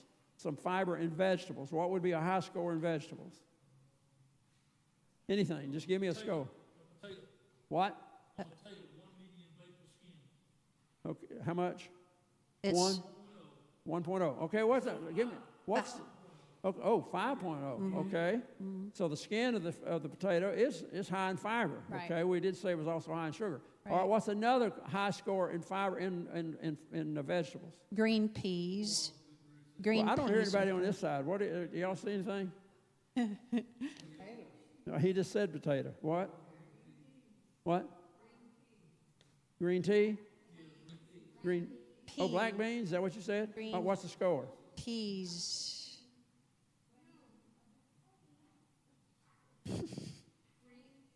Peas. Green peas? Okay, what's the score? 4. Okay, you see what I'm saying, folks? And that's 1 cup. So if you had 2 cups, you could have 8 right there in fiber. It is easy to get the fiber, Yes. but it's not going to be eating if you're eating junk food. And neither is it going to be if you're eating nothing but meat and animal products. There's virtually no fiber in animal products. Are you listening to me? Yep. So I can't spend any more time on this, but it is easy to check this, especially if you're having that your sugar level tends to be on the borderline. You know, if you're in that pre-diabetic stage where your scores are 120, 115, 125, then go to the fiber. And also, we're going to talk about fat here in just a minute, okay? But I can tell you that plant fats are different than animal fats, okay? I'm going to talk more about that in just a minute. So before we leave carbohydrates, any questions? Again, I can only recommend that you check your diet. I will come back to say some things about plant foods in a few minutes. Okay, before we leave it though, Deborah, let's show them just a quick comparison of certain foods. I think that's it. Let's see here. Yeah, I think it's that one. This one's, I think, is fats. Okay. See if that says how much fats or whatever's in it. Oh, fats? Yeah, it Okay, shows we're the going to fat. compare. Hold this up so you can read it. Because remember what we're talking about is this subcutaneous fat that you cannot see. Okay? And we'll talk about it in connection with animals in a few minutes. But here we're talking about carbohydrates. So please look at the strawberries. How many strawberries versus 1, whatever that is? A chocolate peanut candy. 9 strawberries and 1 chocolate peanut candy. How much fat in there? 0.60 grams of fat. 0.6 grams. Not a lot, but you could eat 9 strawberries to 1 of that, and then nobody's going to eat 1 of these. So Right. if you ate 9 of that, 9 times, what did you say the score was there? 4? 9 times 4 would be 3 0.60. points. Huh? There's 9 strawberries. Yeah, 9 to 1. Well, that would be but- 3.6 grams. Yeah. So, see what I'm saying? If you ate 9 of this little thing, that's going to be 3.6 if my math's correct, 4 times 9. But so let's say you had 18 times that.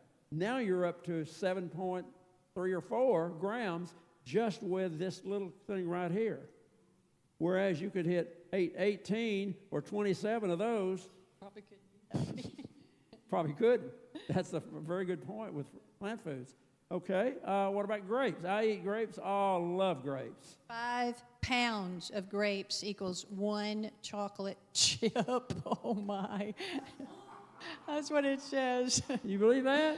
5 pounds of grapes. There's no way. I eat grapes every day. I eat grape. What? Yeah, 1 chocolate chip. I mean, I'm saying that I really try to eat some grapes every day. Either the red ones are even better for you for certain reasons. But it's hard to eat a lot of them. But boy, it sure wouldn't be hard to eat whatever that was. 5 pounds. No, what was the other thing? It was 1 chocolate chip. Well, think of how many chocolate chips you could eat. Boy, oh boy. Do you see what I'm saying, folks? Reasonable sense and part of education. Folks, let's face the fact that a lot of the people who need to be helping their children maybe don't know these things. That's Right. why That's we true. can have cooking classes not just for diabetes only, because you advertise that, the average person won't come. But if you could advertise about how to be better for the children, just think about a way, we don't do that very often, about advertising out there of how to improve your children's diet to prevent diabetes. Imagine if you did that. We tend to do the ones, and by the way, these diabetes things works. I mentioned it this morning. Example. In Catoosa County, there where I live, outside of Chattanooga, was two churches, about 8 miles apart, Ringo and Battlefield. They both did a reversing diabetes program, one in the spring and the other one did it in the fall. Between the two, they had 73 people come, 35 in one and 37 in the other, something like that, whatever. And so they both had outstanding cooking classes. It is critical to show how people to fix the food. I'm sure you know that. But in comes this guy, and his name was Butch Oliver. He had used to be a karate instructor. I had taken karate earlier in my life, and so it gave us something to talk about. He was a Baptist, and his dad was a Baptist preacher. And he wasn't a diabetic, but his wife was. 1,000 units of medication. And I think I said that this morning. And he said, I'm coming to help her. 6 months after the class, they did a follow-up program. And here he comes, and I could hardly recognize him. He'd lost 44 pounds in 6 months. I said, Butch, what has happened to you? He said, E.W., I just went to a plant-based diet. He said, I've lost all that weight. His wife had cut her medication in half. Today, she's completely off. They've used them in reversing diabetes. Doctors, whatever the programs are in Chattanooga. So I just had to tell that because these classes can make a difference in preparing people. And I guess I hadn't even thought of that before, why we don't do more educational for the children, because a lot of people don't know this. I can tell you that. I heard any one other you want to compare real quick? This one's somewhere down here there's a really good one. I don't know which one it is. I was looking at this one, 12 pounds of fresh fruit salad. There's only a trace of fat. An average fast food breakfast sandwich is 25 grams of fiber. That's like an egg McMuffin, I guess. Did you catch that? You so need to read 12 pounds of fresh fruit salad only has a trace of fat, and an average is like an egg McMuffin has 25 grams of fat. You tell me how many people out here in the community know that? No. Nobody. They don't. They think they're eating healthy because they're eating the protein. Right. Exactly right. Okay. I wanted to tell you, a comedian recently says that type 2 diabetes is the one you earn. I'm sorry. You earn type 2 diabetes because you're not eating right. That's right. Very good. Thank you. All right. Any questions before we move on? Okay. If you don't mind, let's go forward on anything. We're going to switch over now, folks. We're going to go back to our heart, okay? That was diabetes. But while we're switching, let me switch over a minute. But while you're doing that, let's go to a healthy immune system. On the front, on your right-hand side, is a sheet that shows you some of the organs of the immune system. It's interesting that most of them are on the right side of the body, but some of them aren't. You'll see the spleen there on the left. And I'm sorry. I can't see it. No, on mine it was. It's a drawing. It should be. I know. Well, okay. The blue sheet is the one I want you to look at and study. I don't have time to go into it. I just wanted to show you the organs first. Maybe I picked up the wrong. Maybe she didn't put it back in there this time. It's this one right here. It's not in there? Oh, that's water. Oh, okay. Forget it. I didn't read it. Okay. Okay. The system we're talking about is designed. Yeah, the blue sheet you're holding up. That's the one you can read later. Just go through details. I'm just quickly giving you something about the organs. The immune system has a section that deals with waste products. Okay. Now we normally think of the colon as being the waste products for the solid of foods, but think about your kidneys and your bladder. All of these different organs, and remember what I told you this morning. These systems are designed to fight germs, bacteria, and viruses, and they are designed to recognize the enemy and attack it. But what happens is, because of sin, these viruses can kind of switch a little bit chemically and come back in another form, and now we got a different kind of flu. And the body may not recognize that right off. So that's why the medical business got into creating a system by testing what will work against this.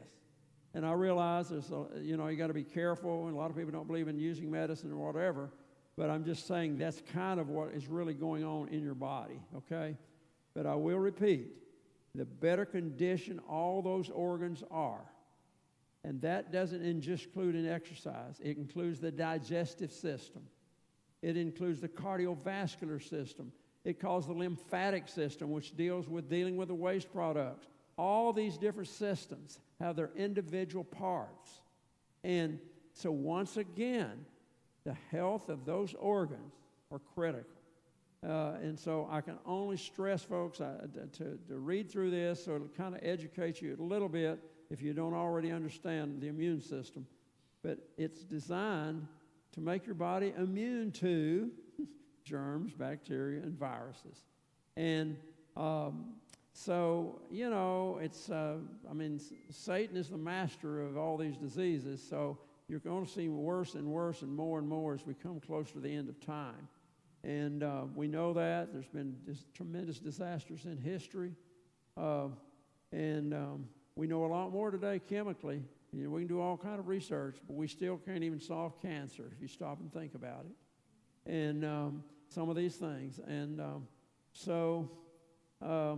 that's all I've got time to do on that. You can do your own studying if you want to, but I do just want to emphasize again that the correct diet that God has asked us to eat and the exercise will give you a better chance against COVID, okay?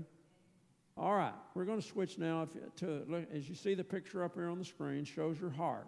We're talking about your heart. It's usually the size of your fist. Look at the next slide.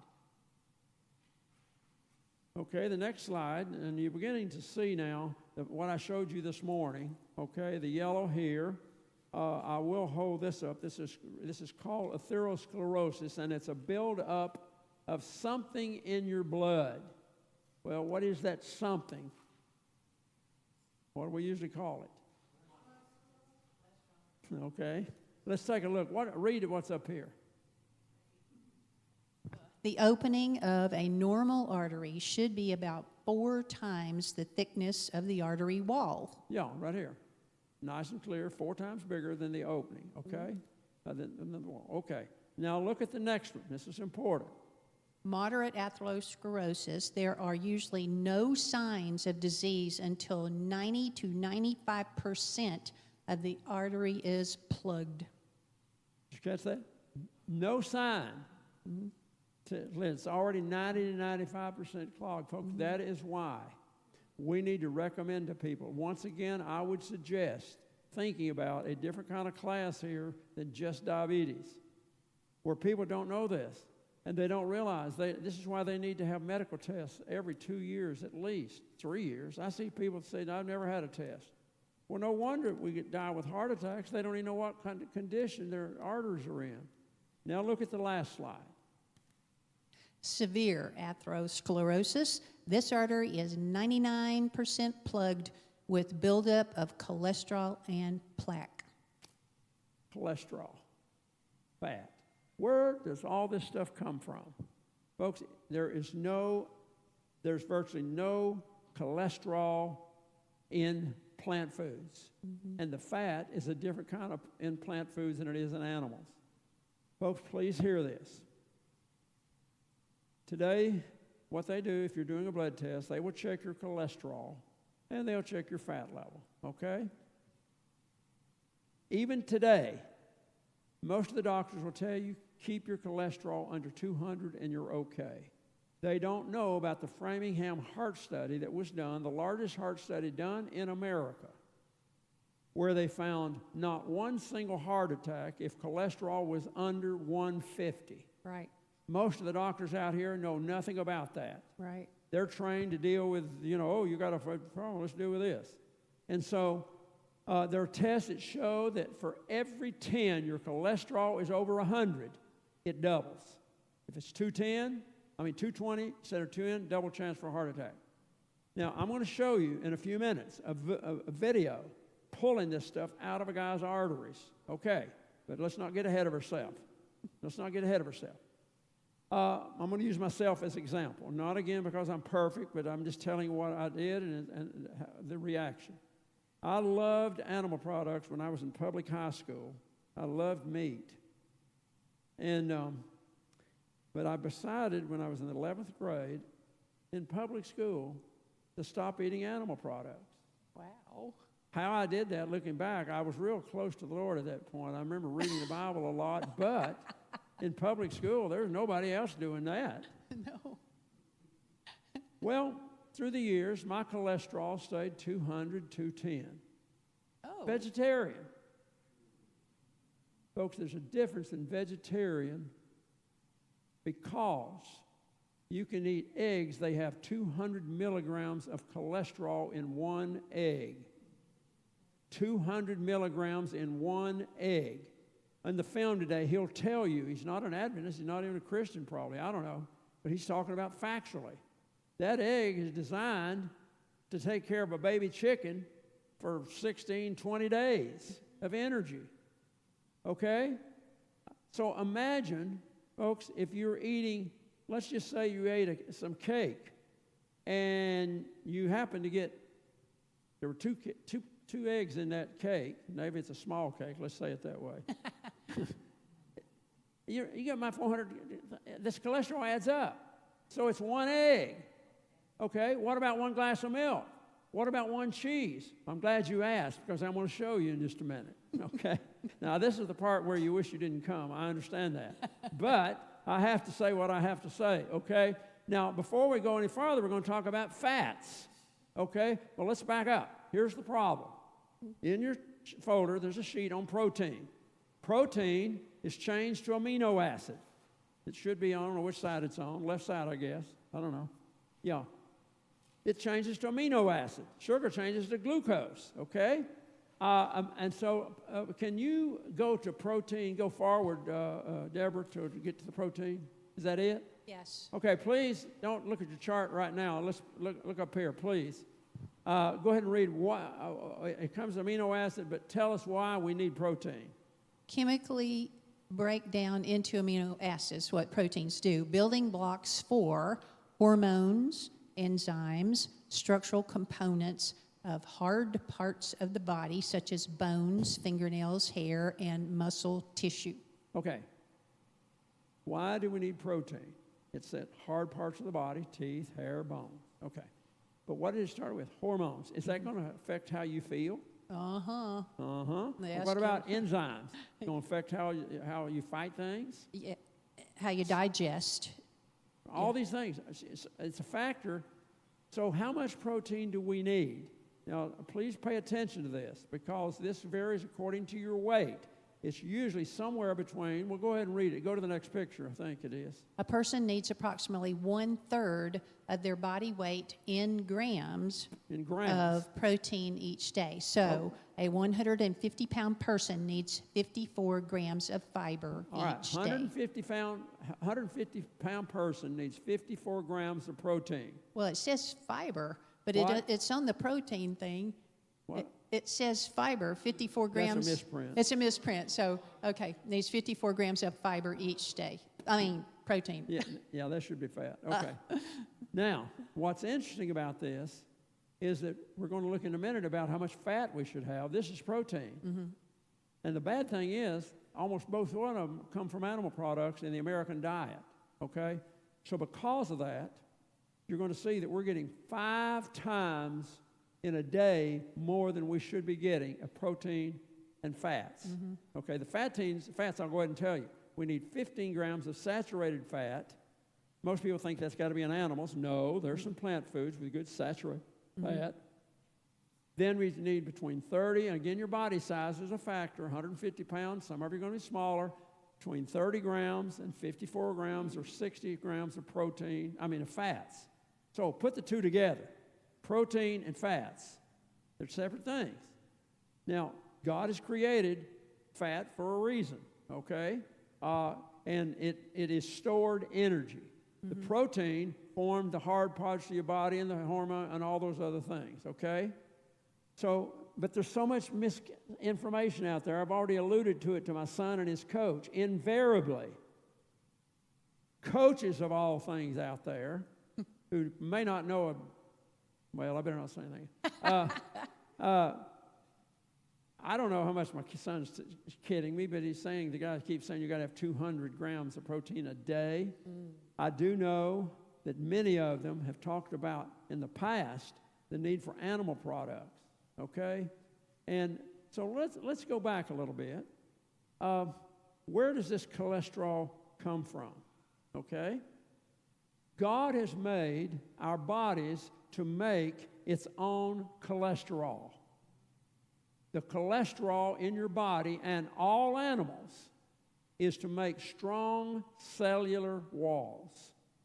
300 million, 350 million cells. Everything in your body is in little cells. We used to do this in school. You see the onion cell, you know, in the microscope. Remember that? So we understand that it's microscopic, but we also understand that in every cell there's a nucleus and there's a mitochondria. And folks, there it is. It's right in front of us, 350 million. Every cell is strong because of the cholesterol that your body makes. God created it that way. The problem is every animal makes its own cholesterol. So I usually use this gross exaggeration. What did I say?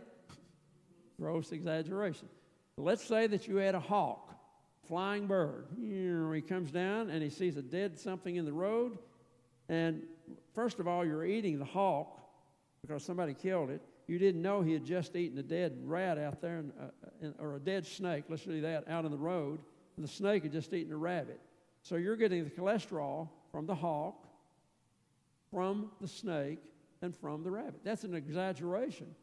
But every time you eat any kind of meat, you're getting the cholesterol from that animal. God made it that way to make strong cellular walls, okay? So keep that in mind. Have you already read this page? Yes. All right, what's the next slide?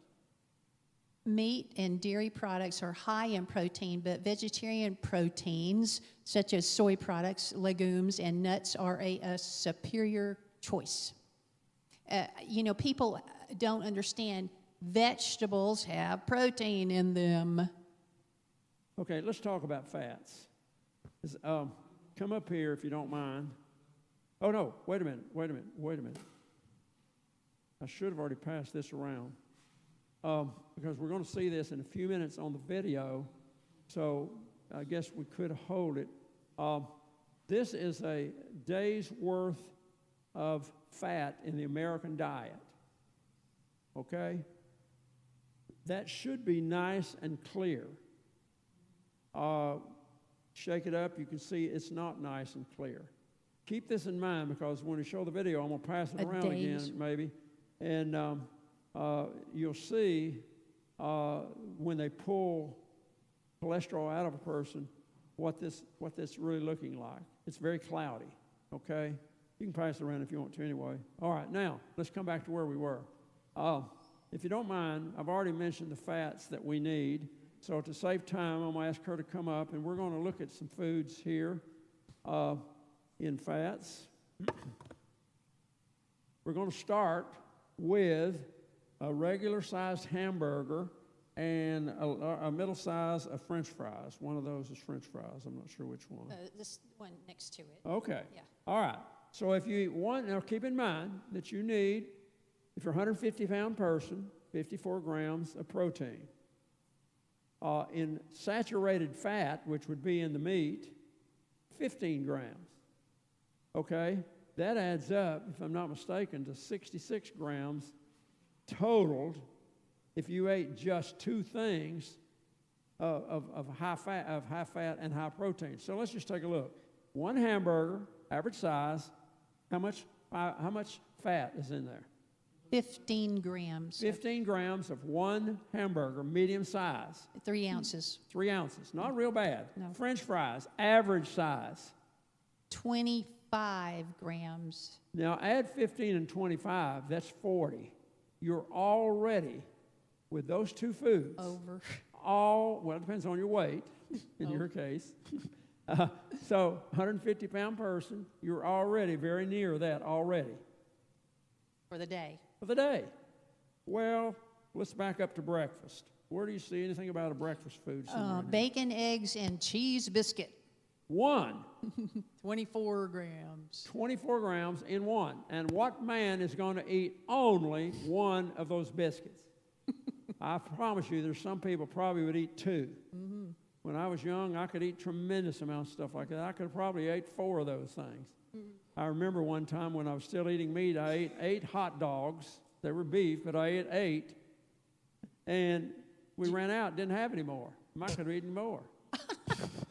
Oh, my. So I'm saying, you see what I'm saying? Oh. So, all right, 24 grams. Now remember, we started out here with 1 biscuit, egg and cheese, 24 grams of fat, right? Yeah. And the protein's going to be very similar to that because they run almost parallel to each other, okay? So actually, if you double take the protein and fat, you're already in trouble. Okay, all right, now let's go with... Chicken nuggets. Yeah, chicken nuggets. Oh, that may not have as much fat, so let's try that. 20 grams of fat. And 6? And 6 nuggets. 6 chicken nuggets. Yeah. 6 of those. Yeah. Okay? You said that. Thank you. All right. What was the score on those 6? 20? 20 grams. All right, let's add that up. Where were we? I think we were already at 66, so we're already at 86. We haven't even got to lunch yet. Okay, so you can go into other things. There's pizza over here. There's, I don't know what else. Let's just look at this on potato chips. Uh-oh. Had those today. 1 ounce is 1 ounce is 11 grams. 11 grams. And you know good and well that any man in here could probably eat 4 bags of that. Yeah, I bet you can't eat just one. That was a good advertising so what does that add campaign. up 4 times what, 11? Yeah, 44. 44. Yeah. Now do you see why we're getting 5 times more in a day? We haven't even gotten to steak. We haven't even talked about milk. We haven't even talked about, well, let's go ahead and look at on cheese right here. Pizza. Okay, cheese. Oh. This is 1 slice. Of deep dish pizza. It is 17 grams. That's 1 slice. Yeah. What man is going to eat 1 slice? Yeah, he's just one getting a slice microphone. of pizza? Yeah. You're going to eat at least 4 slices. Yeah. Half. Yes. Yeah. Yep. What's going on here? He's just giving him a mic. He had a question. Oh, or I'm sorry. Go statement. ahead. Potatoes don't have much fat, so What? how do potatoes don't have much fat, so how do they get much fat that much fast in French fries and potato chips? How do they do that? Deep frying. you. It soaks them up. The oil soaks into the potato. Yeah, it's the oil. Okay, I think that's probably all we got time for. Ranch dressing's pretty bad. 2 tablespoons is 16 grams. Ooh, and So ranch again, dressing. what if you just took 2 double that? So I think you can see what I'm saying, folks, that these are some things to get our attention. Yep. And I think we were going to earlier, we didn't do that, and I meant to show you some of the comparisons. I want to go back Sugar. just a moment on the diabetes because there's a couple of things that will get your attention here. This is talking about the sugar level that we were back on earlier, okay? I want you to know, what is that one right there? Applesauce, sweetened applesauce. Put on your seatbelt. Here comes a big number. 42 grams. 10 teaspoons that of sugar.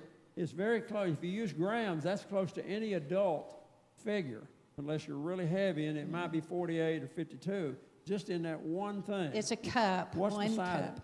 Beside it, milkshake. Why'd you whisper? Oh, An 11-ounce milkshake, 56 grams or 13 teaspoons of sugar. either way you want to go, that's the limit for the day. You begin to wonder again, folks, that's one thing, and you could add up a lot of other stuff, but let's stay on the meat product. That's bad enough right now. Yes. We're getting overwhelmed probably. Okay. Okay, what we're going to do, I think we've said enough probably to get your attention. So we're going to watch this video. I've used it for a long time. It's an old video, but the guy is not coming from a biblical standpoint. Now, you say, well, why do that? Because many people say, well, that's because you're saying that Ellen White said so-and-so or the Bible said so-and-so. Well, it's true God had those principles, but it is also true that he did allow eating certain types of animal products after the flood. We know that. But that doesn't take away from the fact that eating a lot of that can lead to the problems we've talked about. So this guy is going to speak from a scientific standpoint, okay? And that's why I like to use this video. He will talk about it, not just from a heart standpoint, but also from a cancer standpoint, and then one other as we close on it. And we're right on schedule. Is it 4:30 right now, or 4:25?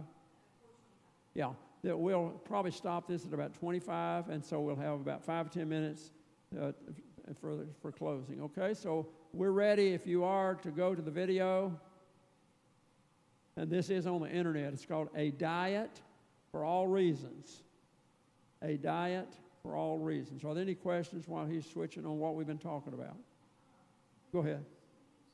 I can't hear you. What?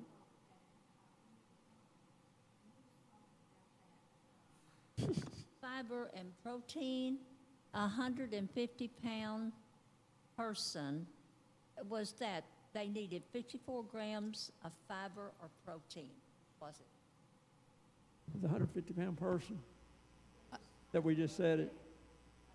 Yeah, that was a misprint. That was a That was misprint. protein. Protein. Yeah, well, it wasn't talking about fiber. It was talking about protein. Yeah, protein. I personally get between 25 and 35 grams of fiber a day. Yeah, the fiber, you need 20 to 35 grams of fiber. I do 25 to 35. And then Fiber. the protein, depending on your body size and all, it could be somewhere between 30 and 54 grams. Yeah, you're tiny, so you probably need less. Yeah, Not 200 No, not 200. protein, right? Are you ready? Okay, here we go. Lights. How do we turn the lights on?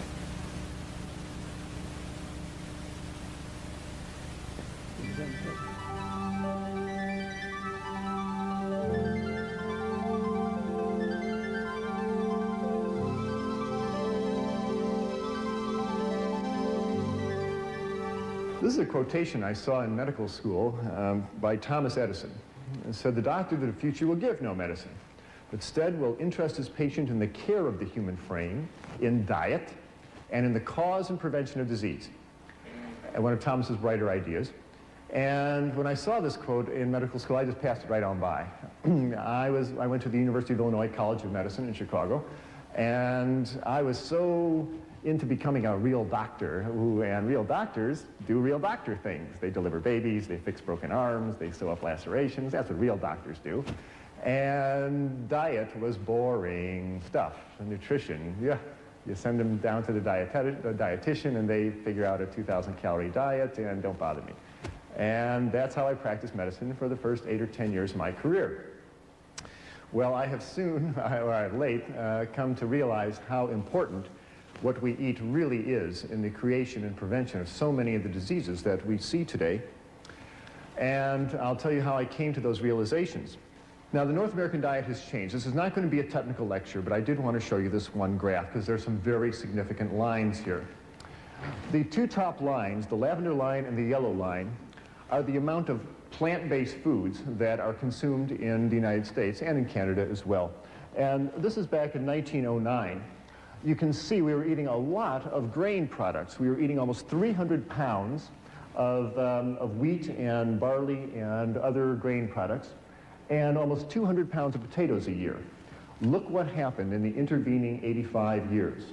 Our consumption of wheat and grain products have fallen to half of their 1909 level, and our potato consumption has fallen to half of their 1909 level. Look what happened to the amount of flesh foods that we are eating.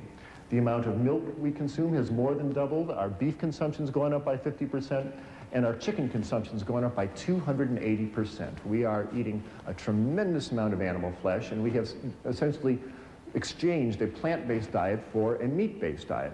And the results have been just disastrous for both our health and the environment. Consider how much animal flesh most North Americans eat. In their lifetime, the average meat-eating American is going to eat 15 cows. Going to eat 24 hogs, eat 12 sheep. She will eat 900 chickens and 1,000 pounds of assorted animals that either swam in the water or flew in the air. That is a tremendous amount of animal flesh to be pouring through the human bloodstream year after year. No wonder we wind up with clogged arteries and high blood pressure and cancers and a lot of other diseases, and I'll show you how those two are related. Let's talk about the health effects of an animal-based diet. Here it is, the great American dietary catastrophe in all its glory. I grew up thinking this is good food. What's for lunch, Mom? Oh, I got something good for you, son, she'd say. And she would give me some food like this. And my mother didn't know, and your mother didn't know. They didn't know that the sausages and the eggs and the ham were just loaded with fat and cholesterol. And this is a coronary artery thrombosis waiting for some place to happen. Now, what is the effect on your body when you eat food like this? Well, the effect was brought out very dramatically to me about 10 years ago. I was on the cardiovascular anesthesia service. That's the service that deals with people's hearts and blood vessels. And like all good anesthesia residents, I was making my rounds one evening to see my patients for next morning's surgery. And the last patient I was seeing, I pulled back the curtain, and there was Mr. Phillips. Nice fella, but he was just huge. He weighed 290 pounds. And he was booked for a 4-vessel coronary artery bypass procedure. He weighed 290 pounds. 290 was also his systolic blood pressure. It was also his cholesterol level. It was also his blood sugar level. I called him Mr. 290. Nice guy, but really clogged up in his arteries. And because it was late at night, it was too late to call the blood drawing technician up to draw his blood test, I drew his preoperative blood work into a glass tube. And I put it out at the nurse's station, and later I came by to pick up the blood tube and take it down to the laboratory. And when I looked at the tube of blood, I couldn't believe my eyes. When you draw blood into a glass tube and let it sit there for an hour, it separates out into 2 parts. And the red clot settles to the bottom, and the liquid part of the blood, the serum, rises up to the top. Here you see 2 tubes of blood, and the tube on the left is normal serum, is normal blood. Here you see the dark red clot. And this golden yellow liquid, this is normal serum. This is what your blood is supposed to look like. But I looked at Mr. Phillips' tube, and it was just shocking. The serum floating in his tube was thick and greasy white. It looked like Elmer's glue. It stuck to the sides of the tube when I shook it. I went back into the room. I said, Mr. Phillips, did you eat before you came to the hospital? He said, yes. I said, what did you have? He said, I had a double cheeseburger and a milkshake. And when he said that, I realized what I was looking at was all the fat in the beef burger, and the butter fat, and the cheese, and the butter fat, and the ice cream, and the butter fat, and the milk had oozed out into his blood and turned his blood fatty. It's a well-known clinical phenomenon. It's called lipemia, and it happens every time you eat a fatty meal. You turn your blood fatty, and your blood stays this way for 4 hours until your liver can clear it out of the bloodstream. If you are like most North Americans and eat bacon and eggs for breakfast and a cheeseburger for lunch and fried chicken for dinner and ice cream for dessert, you're keeping your blood fatty all day. The stuff never clears out of the bloodstream. You keep your blood fatty for 40 years, 50 years, 60 years. What do you think is going to happen to the arteries carrying all that fat? I will show you what happens to the arteries carrying all that fat in a few minutes, but it's a disaster. There's a lot of fat in the North American diet, and it's hidden in most foods. You can see the fat around a T-bone steak, but most of the fat is in the muscle of the animal, and it's hidden in the dairy products. And most of the folks who present food to us don't want us to think about the fat, especially the fast food industry. They really don't want you to think about how much fat is in their burgers and hot dogs, except one chain of fast food restaurants in Los Angeles. There is one burger chain that is very forthright about the reality of the fat content of their diet, and they come right out and tell you clearly on their marquee about the product that they're selling. Now, if you stood outside the exit door of this restaurant or McDonald's or any other fast food restaurant where people are shoveling in their cheeseburgers, if you stood at the exit door with a needle and a syringe in your hand and drew blood on the people walking out the exit door, what you would see is most of the blood would be as fatty as Mr. Phillips' blood tube. Now, they're all in there making the blood fatty. If you ever have a big cheese pizza and a bowl of ice cream afterwards and you feel a little greasy on the inside, it's because you really are. You really go greasy on the inside. Animal fat comes in 3 flavors in the North American diet. It comes in the form of red meat, and the fat is in the meat. It is in the fibers of the animal's muscle, and just trimming off the white fat around the edge of the steak really does not lower the fat and cholesterol content significantly of the meat. So red meat is the #1 source of fat and cholesterol in the North American diet. The second is the yolk of hen's eggs. The egg of a chicken is meant to hatch baby chicks. And the yolk of the hen's egg is one of the most concentrated globs of fat and cholesterol on the planet. It is made to power that baby chicken for 21 days with no other energy.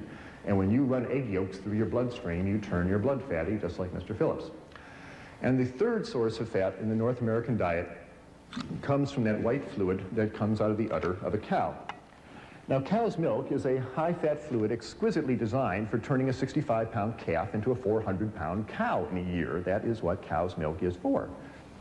Now, whole milk has a butterfat content of 3%. That's the cream that rises up to the top. And you drink a 3% solution of butterfat, you're going to turn your blood fatty, as will a 2 and 1% solution of butterfat. But at the dairy, the butterfat is skimmed off and they concentrate it into huge vats, half the size of this room. And they concentrate the fat to 50, 60, 80, 90% fat. This stuff is so thick you can walk across it. Why do they do that? Well, they do that so you will buy it and eat it. The butterfat is mixed up with air until it hardens into chunks called butter. The butterfat is mixed with sugar and frozen and sold as ice cream. The butterfat is mixed up with cocoa powder and sugar and sold as milk chocolate. Butterfat is mixed up with bacteria and allowed to ferment until it turns into sour cream. A lower fat version is called yogurt. And the butterfat is mixed up with calf's stomach and bacteria and allowed to ferment for about 6 weeks till it hardens into chunks called cheese.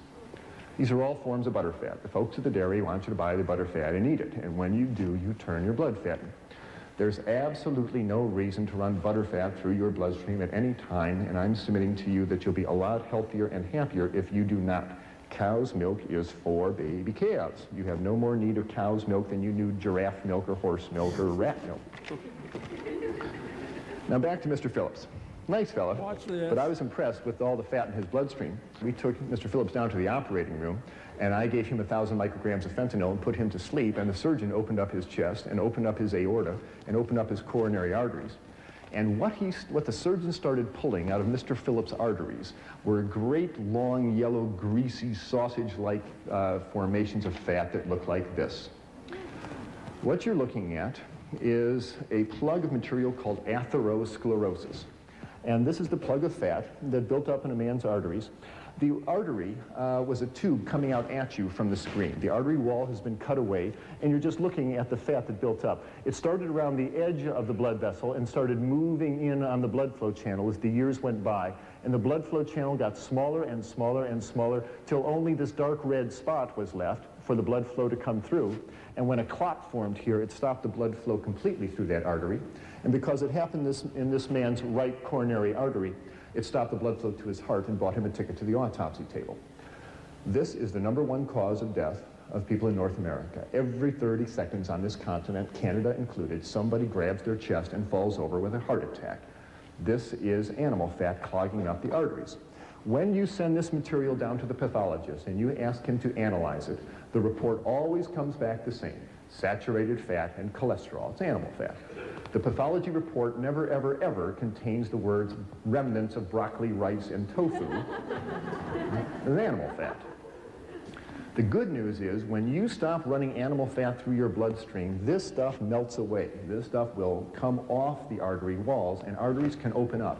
And Dr. Dean Ornish in California and Dr. John McDougall and a number of other physicians are now routinely reversing atherosclerosis, having people cancel their coronary artery bypass surgery because they changed their diet and their arteries have opened up. That's the good news. Here is the process happening. Here are 6 arteries coming out at you from the screen. The dark red circle is the artery wall. The pink material is the atherosclerotic material clogging the artery. The white spot is the blood flow channel, which is getting smaller and smaller and smaller. Any organ dependent upon this blood vessel for its blood flow is in trouble. Fortunately, it's a reversible disease. This atherosclerotic material clogs arteries all over the body. It's just a matter of which artery to which organ clogs up first that gives you the symptoms. If the yellow atherosclerotic fat builds up in an artery going up to the brain, you will suffer a stroke. If it clogs an artery going to your kidney, you'll suffer kidney failure or high blood pressure. If the atherosclerotic material accumulates on the walls of large blood vessels like the aorta that takes blood from the heart down to the abdomen and legs, the artery walls become damaged and weaken. They lose their strength. And the high pressure in the blood vessel causes the artery to balloon out, forming an aneurysm, which can then rupture, leading to emergency surgery or death. If the yellow atherosclerotic material clogs up an artery going to a loop of intestine, the general surgeon will open your abdomen and remove that loop of bowel. If the atherosclerotic material clogs up an artery going to a toe or foot, you will watch that toe or foot turn dark and gangrenous, and you'll sign permission forms for amputation. And if the atherosclerotic material clogs an artery going to the heart, you will suffer crushing chest pain when you walk, called angina pectoris. Or if it clogs the blood flow completely and damages the heart muscle, that is a heart attack.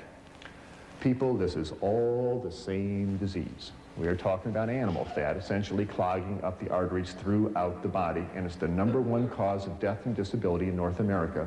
And this is essentially a disease of people who eat animals and the products made from animals. You almost never see these diseases in pure vegetarians.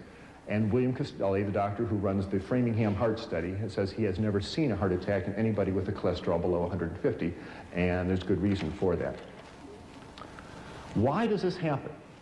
Because all fats are not created equal. There is a fundamental difference between animal fats and plant oils. Animal fats contain cholesterol. No plant food contains cholesterol in any significant amount. It is an animal product. And very importantly, animal fats are highly saturated. They've got lots of hydrogen atoms hanging on them, and that makes animal fats very stiff. In fact, animal fats are solid at body temperature. If you're in a kitchen on a summer day and you've got a piece of T-bone steak on the counter and it's 98.6 degrees out, the same as your body temperature, the fat on that beefsteak is solid. It's a nice white chunk sitting there. If you have a bottle of olive oil on the same table at that same temperature, it's liquid at that same body temperature. I don't know about you, but I don't want to eat any fat that is solid at my body temperature because it's going to start clogging up my arteries. And that's the beauty of plant oils. They're liquid at your body temperature. They really don't cling to your arteries. Animal fats contain a substance called arachidonic acid. And arachidonic acid stimulates the creation in the body of a substance called prostaglandin 2. And prostaglandin sets off lots of inflammatory reactions in the body that can irritate the blood vessels, perhaps contributing to atherosclerosis. It may well cause a lot of inflammatory reactions in the joints, the skin, the bronchial membranes, and other places. Plant oils have a substance called linoleic acid, and that gives rise to substances called prostaglandin 1 and 3, and these are natural anti-inflammatory. They soothe inflammation in the body. So people who are on more vegetarian diets have much less problem with inflammatory diseases. Fundamental difference. You have no need to take animal fats into your bodies at all, and I really suggest you meet all your fat needs, and we need about 50 grams of fat a day. Get it from plant oils. You find it in grains have oils, legumes have oils, nuts, seeds. There's lots of oils available in the plant kingdom. That's where you should meet your oil needs, not from the fat of animals. The other thing about fats is make you fat. Animal fats stick to you. When you eat fats of animals, those fats wash through your bloodstream, and as they as they flow through your fat stores under your skin, they stick there. You've got fat cells looking for pre-made fats, and you eat the fat of animals, they stick there. What you see hanging on this man's abdomen really isn't even his fat. That is the fat of all the cows and pigs and chickens and ducks and turkeys and other slow animals that were walking past his table when he had a fork in his hand. Not his fat. The good news is, if he changes his diet and starts eating rice and vegetables and good plant-based foods, this stuff melts away, and people get leaner. It certainly happened to me. Remember the old nursery rhyme of Jack Sprat, who could eat no fat, his wife could eat no lean? You always see Jack portrayed as a lean fella because he ate no animal fats. Mrs. Sprat's always seen sitting down. She has a hard time getting up. Her knees hurt her, her blood pressure goes up, her diabetes gets out of control, so she's usually sitting down. The lesson of Jack Sprat was certainly not lost on me, because back in the operating room in Vancouver, here I was, and now I'm the anesthetist, and I'm standing at the head of the table looking down into the surgical wound, and I'm seeing all this fat in these people's arteries. And I did most of my growing up on a dairy farm in Wisconsin. I've been milking cows since I was 6 and driving tractors since I was 8. And not only was Mr. Phillips eating all these animals, but so was Dr. Clapper. And I was eating cheese and chickens and various other slow animals, and I was getting concerned. Not only should my patients not run all that fat through their bloodstream, but this old doc shouldn't either. So I said to myself, if you don't have to run all this fat through your bloodstream, must you? What is the nutrients in meats and dairy products that if you don't eat them, you're going to be deficient of? So I opened up my books on biochemistry and physiology and nutrition, and guess what I found? There is absolutely no nutrient, no protein, no vitamin, no mineral, no nothing found in meats and dairy products that you cannot obtain on a plant-based foods. Consider the biggest animals on the planet, elephants and buffaloes and giraffes. These are vegetarian animals. They grow to thousands of pounds of muscle and bone without ever eating cheeseburgers and pepperoni pizzas. We can do the same. We can certainly build our 140 pounds or whatever it is you need to build in your body. The human body has absolutely no nutritional requirements for animal flesh. If you open up Harrison's textbook of internal medicine, you will find no disease listed acute cow flesh deficiency. And there is no chronic chicken flesh deficiency. There is no such disease because we have no need for these substances whatsoever. Animal fats, they clog you up and they make you fat. Two good reasons not to eat them. Here's a couple of more. It seems to be fairly clear as study after study comes out that if you are eating large amounts of fats in your diet, you are significantly raising your risk for cancer. If you are a woman eating a lot of fat in your diet, and that's talking about the hidden fat in cheeses and meats, etc., you increase your risk of cancer of the breast. Here are some countries that are compared by how much fat is eaten versus how many women die of breast cancer. And you can see that the Americans and the Dutch, with their big dairy industries, lead the way in not only fat consumption, they lead the way in breast cancer deaths. Thailand is a Buddhist country. They eat very little meat and dairy products, and breast cancers are so rare there, if you find a case of it, you report it at grand rounds. This seems to be a disease of diet, of a high-fat diet. If I were a woman with breast and I wanted to decrease my chances of getting breast cancer, I would get the fat out of my diet. And that includes excessive amounts of vegetable oil. You need a little bit of vegetable oil, but you don't want to slather 2 cups of corn oil over your spaghetti for any reason. Men are not spared the ravages of a high-fat diet either, because when a man eats lots of animal fats, those fats are turned into male hormones called androgens. And androgens stimulate the prostate gland to get big. In our society, when a man reaches 60 or 70 and his prostate gland gets big, his doctor puts his arm around the patient and says, well, George, that's just part of getting old, your prostate gland's getting big. No, it's not. That's 70 years of running androgen through that prostate gland. No wonder that gland gets big, and prostate cancer is the #1 killer of men. And if you compare countries of the world versus how much fat is eaten and how much men die of prostate cancer, sorts out just the same way. The more fat that is eaten in a country, the more the men die of prostate cancer. And again, it's a very rare disease in Thailand, where people eat rice and vegetables and traditional foods. So, animal fats. They clog you up, they make you fat, and they increase your risk for a number of types of cancers. There's 3 good reasons not to eat animal fats, and as I said, there's absolutely no reason to eat them ever. Now, I'm describing problems with eating animal flesh. They have too much fat, and that includes chicken and fish. Fish has a tremendous amount of fat and cholesterol in it, and chicken flesh is very fatty food. If you ever watch your mother make chicken soup, you ever see all that fat that rises up to the top there? Don't kid yourself that chicken is lean meat. It is not. There's just as much fat and cholesterol in chicken as there is in beef. Animal muscle is animal muscle, and when you eat it, it raises the level of fat in your blood, and you do not need it. There's another problem with eating animal flesh. It has too much protein. Now, when I was in medical school, I never heard the words too much protein. I thought the more protein, the better. Put them on a high-protein diet, make them strong. Tain't so. You better believe there's such a thing called too much protein, and most North Americans suffer from it. First of all, what is protein? Protein is the building block material that you use to make the hard structures of your body. Your fingernails are made of protein, your hair is made of protein, your bones made of protein. It's the brick of our bodies, a solid substance. Now, you don't need very much protein during the day. You only need about 30 grams of protein a day. That's the weight of 10 pennies, okay? Imagine 10 pennies in your hand, that's how much protein you need. But look how much protein the typical North American consumes.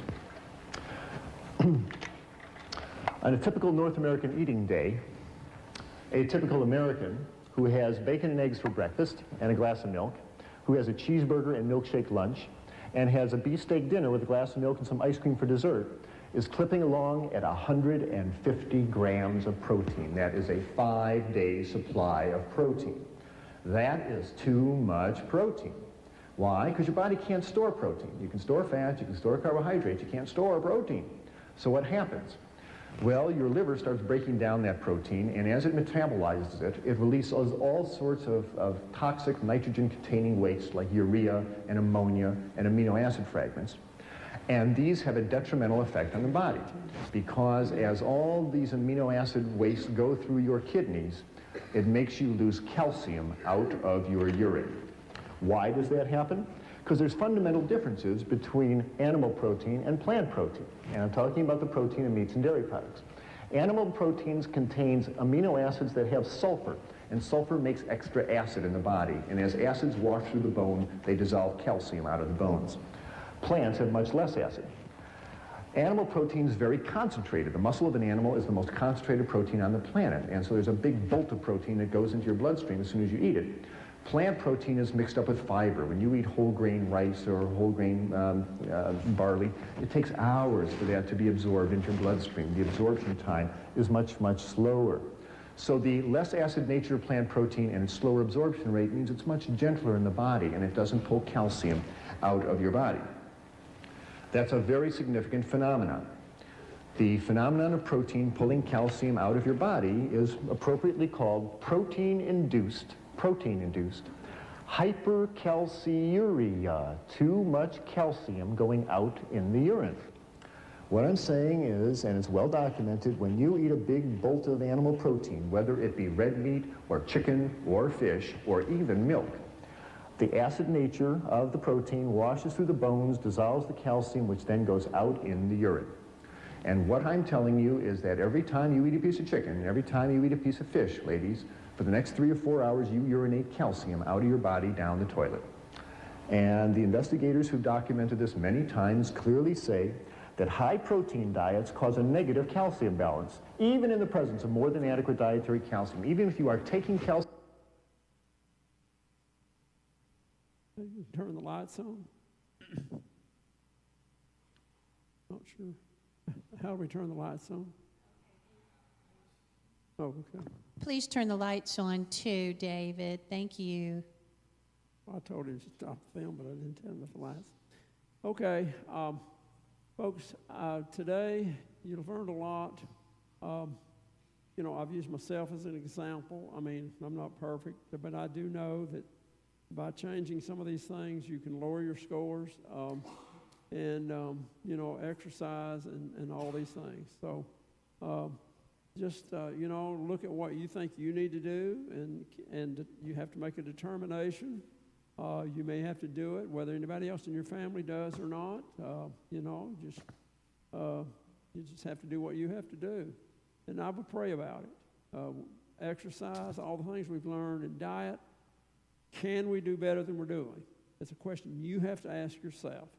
And it's not what you want to do, but can you or should you? And the Lord can help you, I believe. Are there any questions before we close? And I'm going to explain to you what we're going to do as we close, okay? I appreciate you coming today. I hope this has helped. We try to take a practical experience. This morning we challenged you on the spiritual. This afternoon, you know, I've just challenged you to look at what you can do. In the right side, I believe, of yours, or left one side, there's a sheet that is designed for you to look at your schedule and see if you can set up. May need to change your schedule. Now, if you get up and you've got a 3-year-old child, and you got to take care of the 3-year-old child, and you got to take care of this, and you got to take care of yourself, and you got to go to work, and you got to take care of your husband and everything else, you know, breakfast, whatever, you're going to have to come up with a schedule. My daughter's got an extreme. She's the CEO of a huge company. And, I mean, she leaves and gets to work at 6 in the morning. She comes home 6, 7 at night. When are you going to work out things? She listens to a lot of devotions, I think, on her way to work and things like that. But you've got to look at it, folks, because I said it this morning. Satan doesn't mind you having a relationship with the Lord.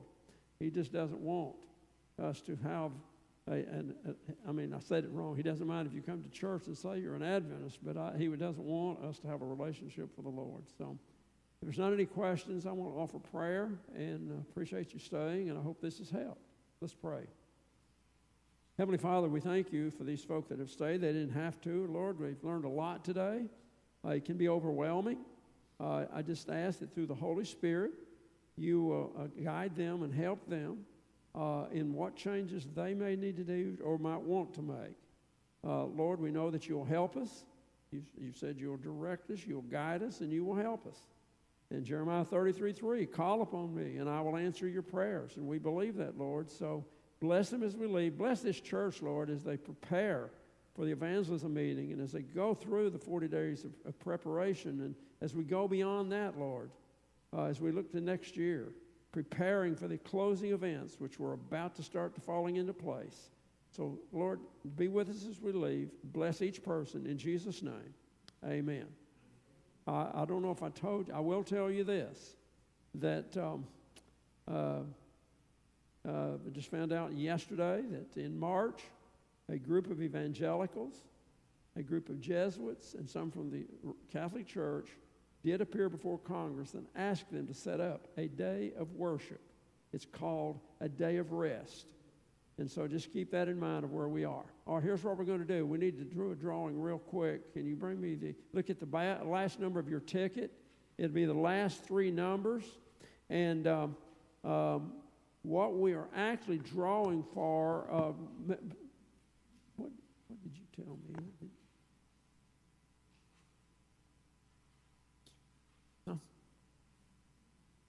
Okay, we're drawing for 2 magazines basically because of the cost.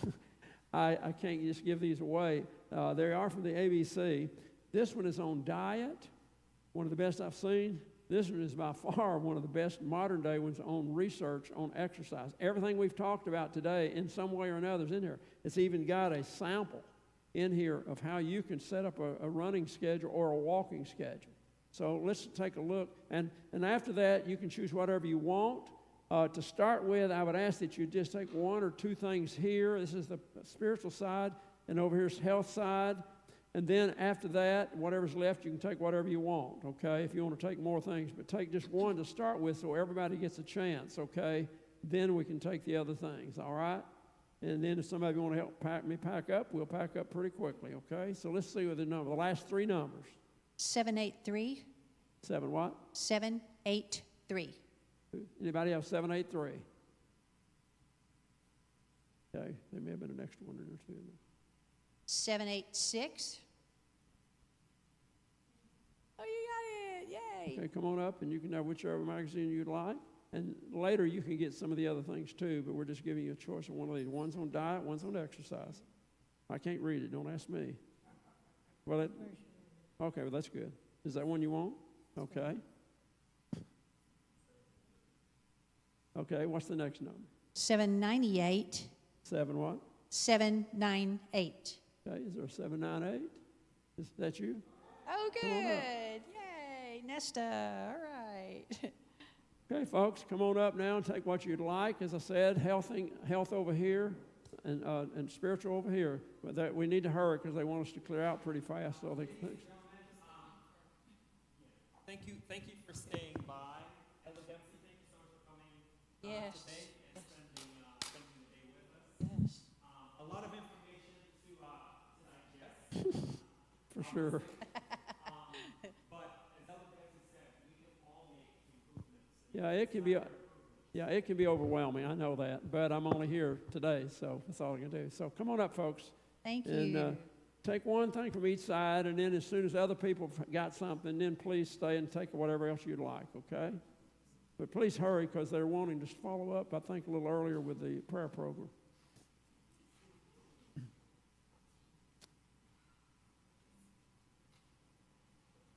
As soon as everybody else has had a chance.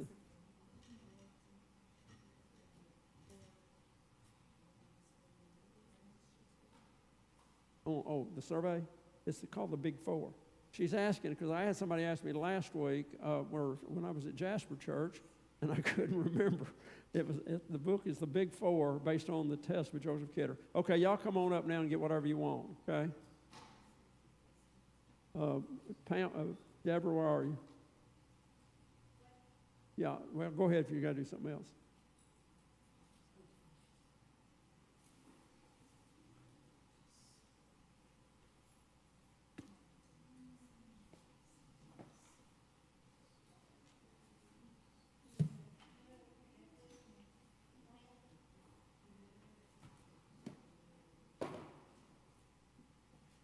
That's okay, I'll get it. I'm going to get these things off this table and put it in here. Yeah, if you want to. That was good, thank you.